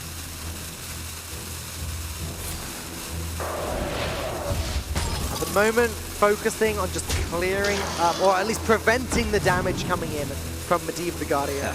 This guy's really pushing now. Still got an Ice Block to get through, then another Ice Block to get through, but Czech Republic also have an Ice Block to get through. Rogue actually has a lot less cards left in the deck. Now, this is why I said I was reluctant to call this a Freeze Mage from Czech Republic. This is obviously the Discover variant. Now, Freeze has that wombo combo of Alexstrasza into damage, damage, damage. Sure. Whereas the Discover Mage works a little bit differently. It chips away at you and then it finishes you off with the likes of Medivh building a board. Of course, there are still Fireballs, there are still Frostbolts that are available, Firelance Portals as well. But they've not been able to put themselves in a position where they freeze into a lethal on turn 10. I don't think it matters too much. The Mage is just in such a solid position still. 13 cards left in the deck. Rogue down to 5. Gadgetzan Auctioneer pretty much unplayable at this point. Valera nowhere to be seen if it is in the deck, that it's not a good card to be picking up in the bottom few cards. I don't know how the United States come back from this. Well, the way they come back is by finding a way to push damage with Valera as well. By playing Valera after you've popped an Ice Block, perhaps, getting that Eviscerate, getting 2 Eviscerates and being able to push the damage, you need to try and out Ice Block your opponent and have the damage to pop it as well. But that's going to be very difficult to do, especially when there's so much damage that's currently on the board for Czech Republic, and that's why Amnesiac is doing his best just to remove it, trying to contest this board so he can push as much damage with his own minions. Questing adventure number 2. I'm almost out of cards. I think we're starting to see the end here, Dan. I think we could call this Freeze Rogue. The amount of extra freeze cards that Amnesiac picked up. This has been a long road for both teams, but United States, I feel, are starting to fall away ever so slightly. The Czech Republic should start to get a little bit excited because they're edging ever closer to this grand final. I mean, the thing is about all of these Ice Blocks that both teams have, they mean very little when there's no cards left in your deck and you're dying to fatigue damage. Ice Blocks do not stop that from happening. And the problem is for Amnesiac as well is he's just not able to build up any boards. So Stansifka is going to be able to trade into this auctioneer very comfortably. Or just leave it alive. Yeah, okay. It just prevents the United States from playing spells anymore. It's whether you're scared about that 4 damage going into your face. Sure. That's the only concern. I think you just remove it. You have as much on the board as possible, and you say you beg the question of United States: how are you going to win this game? You've got 1 card left. If they've been tracking it, they will think it's potentially Valera United States, but that will remain to be seen if it is in the deck at all. Yeah, I mean, Valera appears in a lot of Miracle Rogue decks nowadays. I don't think it's quite made it into all of them just yet. But... Well, some see it as a tech card. Yeah. But right. usually it's the tech against matchups like this, when it is used as like an extra ice block, or against aggro decks as an extra ice block. But one card that we will actually be put out of our misery very shortly to see whether it is. And Stansifka, as I said, is just building up the board now, piling on the pressure, and the sweat should start dripping from the United States' heads at this point. This is a very, very sticky situation. It's not Valera, it's a second Arcane Giant. Makes sense. And now they just need to try and do what they can to build up a board here, Dan. It's final push time now. Questing Adventure comes down, Arcane Giant comes down, and with as many other things as possible. Swashbuckler seems pretty good here to buff up the Questing Adventurer a little bit more. There is a taunt in the hand in the form of Prince Valinar. So what, Questing Adventure into Swashbuckler, into the Prince, into the Arcane Giant, into the Frostbolt, and you have got 2 fairly large minions on the board. Now, yes. We know there's Blizzard available, yeah. but the Blizzard isn't going to kill them. No, it just slows them down for 1 turn. Farspine Slayer being used on the Acolyte of Pain to completely deny any card draw from the Czech Republic. The Questing Adventurer is a 5/5, so according to the board alone, Czech Republic have no way of dealing with it. However, Blizzard will put a stop to it for 1 turn, and Fireball will do whatever it wants. This game is all but over now. What do you kill off with this Fireball, though? Do you take down the 8/6, or do you take down the Questing Adventurer in case you're worried about it? But yeah, this is so easy. Use a ping now, save the Fireball for next turn. Amnesiac and USA can do pretty much nothing. They can play what they can, hope for a miracle from the Swashbuckler. But no miracles left for this Miracle Rogue. Thank you very much, Dan. But as we gave them the edge very slightly at the beginning, but what a phenomenally close series all the way through. It looks like the Czech Republic are going to be facing off against Ukraine in the final. The United States are going to play this right to the bitter end. I mean, I know Amnesiac, and I know he's not going to concede. He's going to be thinking about every possible out here. Yep. Is there a way that we can win? He can play the Prince, he can get a little bit of health back possibility, and he's thinking we might be able to push enough damage if they've whiffed with their card draws. It could be an Ice Block and an Ice Barrier in the hand for Stansifka for all he knows, but he can see the Fireball. The Fireball could make such a big difference because it takes down that Arcane Giant, the Arcane Giant being the big damage dealer from the United States. And the other big difference in this game is the fact that Stansifka still has 10 cards left in his deck. 10 is a much better number in this regard than 0. Frostbolt available as well. All the tools to just clear up this board. 1 card remains for the United States. It's an Ice Barrier. That's not going to help win this matchup. And what random mage card would help in this situation? I can't think of any. Yeah, there are very little. I mean, you could get Yogg. No, you can't. It's not a mage card, so it's not going to help. That is the only out that I can realistically think for the United States. We've come a long way. There was 48 teams that started in the Hearthstone Global Games. The United States were one of the favorites to get to the grand final. They were all very confident coming into this, but so were the Czech Republic. And rightly so, because the Czech Republic have been a dominant force throughout, and they will be the team that are heading to the grand final to face off against Ukraine. Smiles all round. Stansifka will shake the hand of his opposition, but what a victory for Czech Republic. Heartbreak for the United States. Heartbreak for the United States, but feels pretty good for those of us that are here representing EU, seeing an all-EU final, Ukraine versus Czech Republic. That is going to be a game that you do not want to miss. And what a way to finish it off as well. Coming down to the ace match, I think it's what we all wanted. We wanted to see these teams face off in every single matchup. Every player played. That's amazing. But I think it's about time we hear from one of the players. So Rachel, over to you. Thank you guys so much. What an incredible match. Down to the last game, Stansifka. You played your heart out. What is going through your head in that last match? Well, yeah, I know unless they have Ether of Secrets, I should be in a very good spot. And they didn't. And actually, we are trying to play around it the whole match. So, yeah, I felt pretty comfy going to the last match. And we were pretty happy that we made it through. Like the crucial moment when we hit the Barnes and the Yosh Rush, and it was like game-changing and changed the whole match. I wanted to ask you which your favorite matchup was from this USA playing against them, but I have to say, was that it? Was this last match your favorite? Well, like there were a lot of crucial moments. It was super tight series. It could go either way, and like every match was really important. So yeah, I'm really happy that we made it through. Well, I know your team gives you a lot of credit with deck building and putting these decks together. Was there ever a moment of regret that you felt? Well, not really. Like I felt we made a good job by bringing these decks, and I feel pretty comfy about it. Well, tomorrow you face off against Ukraine. Are you still going to feel confident tomorrow? Well, I believe we have better decks, and possibly we are better players, so I feel quite decent. Yeah. Well, I'm glad you feel that way, because we are going to find out tomorrow whether you or Ukraine is going home the champions of the Hearthstone Global Games. Before we do that, I'm going to hand it back to our casters, Gaskin and Falcone. Thank you very much, Rachel. I mean, there were no bananas eaten by the United States, so perhaps that was the game-losing play, but Maybe. What a performance it was from the Czech Republic, and a confident interview as well from Stancifka. He says, our decks are good, I think we're better players, and potentially tomorrow they could go on and win the grand final. One thing he didn't say, which I know will be playing on the back of all of the players from the Czech Republic, all of their minds, is that they were hoping to win this one by a little bit more of a landslide. They didn't want to have to show all of their decks to Ukraine, who they are going to have to play against tomorrow. Of course, they're going to be playing the same decks tomorrow. The only classes they didn't show, I believe, were Warlock and Hunter. So there is a little bit of mystery there if they even choose to play them tomorrow. If you have just joined us and you're wondering what's going on, where have you been? Yeah. You just missed one of the greatest matches of the Global Games. Czech Republic taking down the United States 4-3. You can see all the classes that were used there.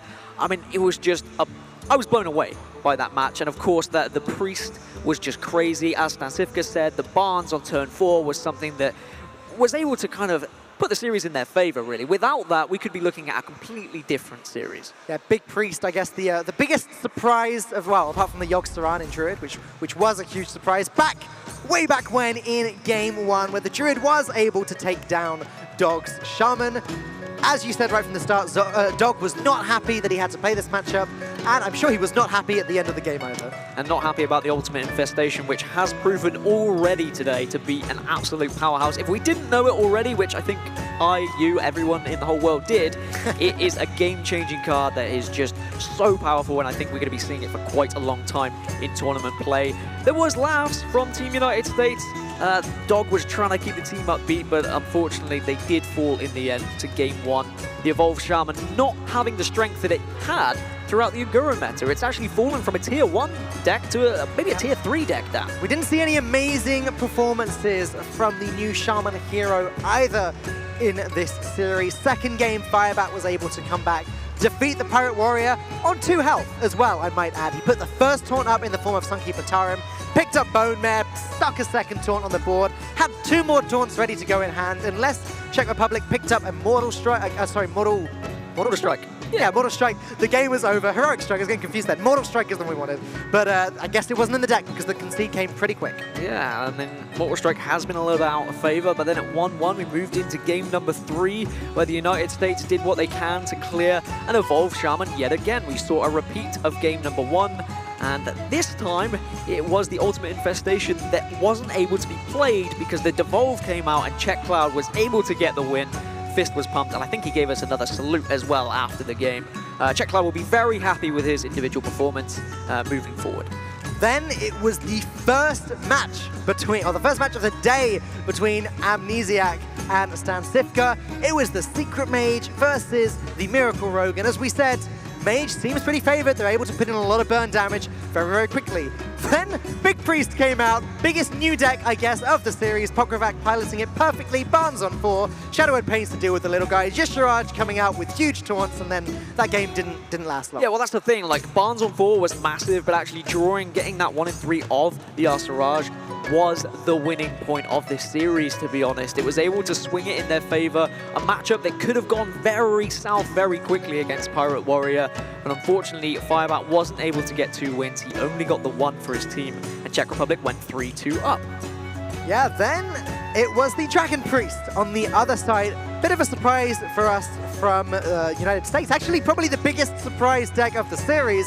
Dragon Priest taking it away, acting very much like a Zoo deck and winning with the Draconid Operative. Yeah, the Dragon Priest went crazy, and then we had the match that we all wanted. It was Stan Cifka versus Amnesiac. Choice words have been thrown over Twitter. There's been a massive rivalry between these two throughout the global games, and I was so happy that it came down to this. But in the end, it was Stan Cifka who proved victorious, just milling his opponent. Amnesiac running out of cards, running out of ways to win against the Discover Mage, and Stan Cifka was able to kind of get that victory, get his team hyped. They were all very happy, and now they can move on into the final with a lot of confidence tomorrow. Final score between these two guys, at least in the Hearthstone Global Games, 3-1 to Stan Cifka. Amnesiac probably not going to be tweeting about Czech Republic again anytime soon. No blindfold scene, no bananas eaten by America, but there's the bracket from today. South Korea were taken down 4-2 by Ukraine and eliminated from the competition. And as we just saw, Czech Republic taking down United States. So that sets up an absolute whopper of a final of Ukraine versus Czech Republic tomorrow. That's it, Dan. 15 weeks in the group stages, semi-final day today. Tomorrow, it's going to be the finals, Ukraine versus Czech Republic. Great pair of final teams. I cannot wait to watch that one go down. And it is going to be 4 p.m. CEST tomorrow, so make sure you join us. Thank you so much for watching from home. Thank you everyone here at Gamescom for watching as well. From myself, Falcone, Sottle, Raven, all of the production staff, all the Blizzard staff, have a wonderful evening, and we'll see you tomorrow at 4.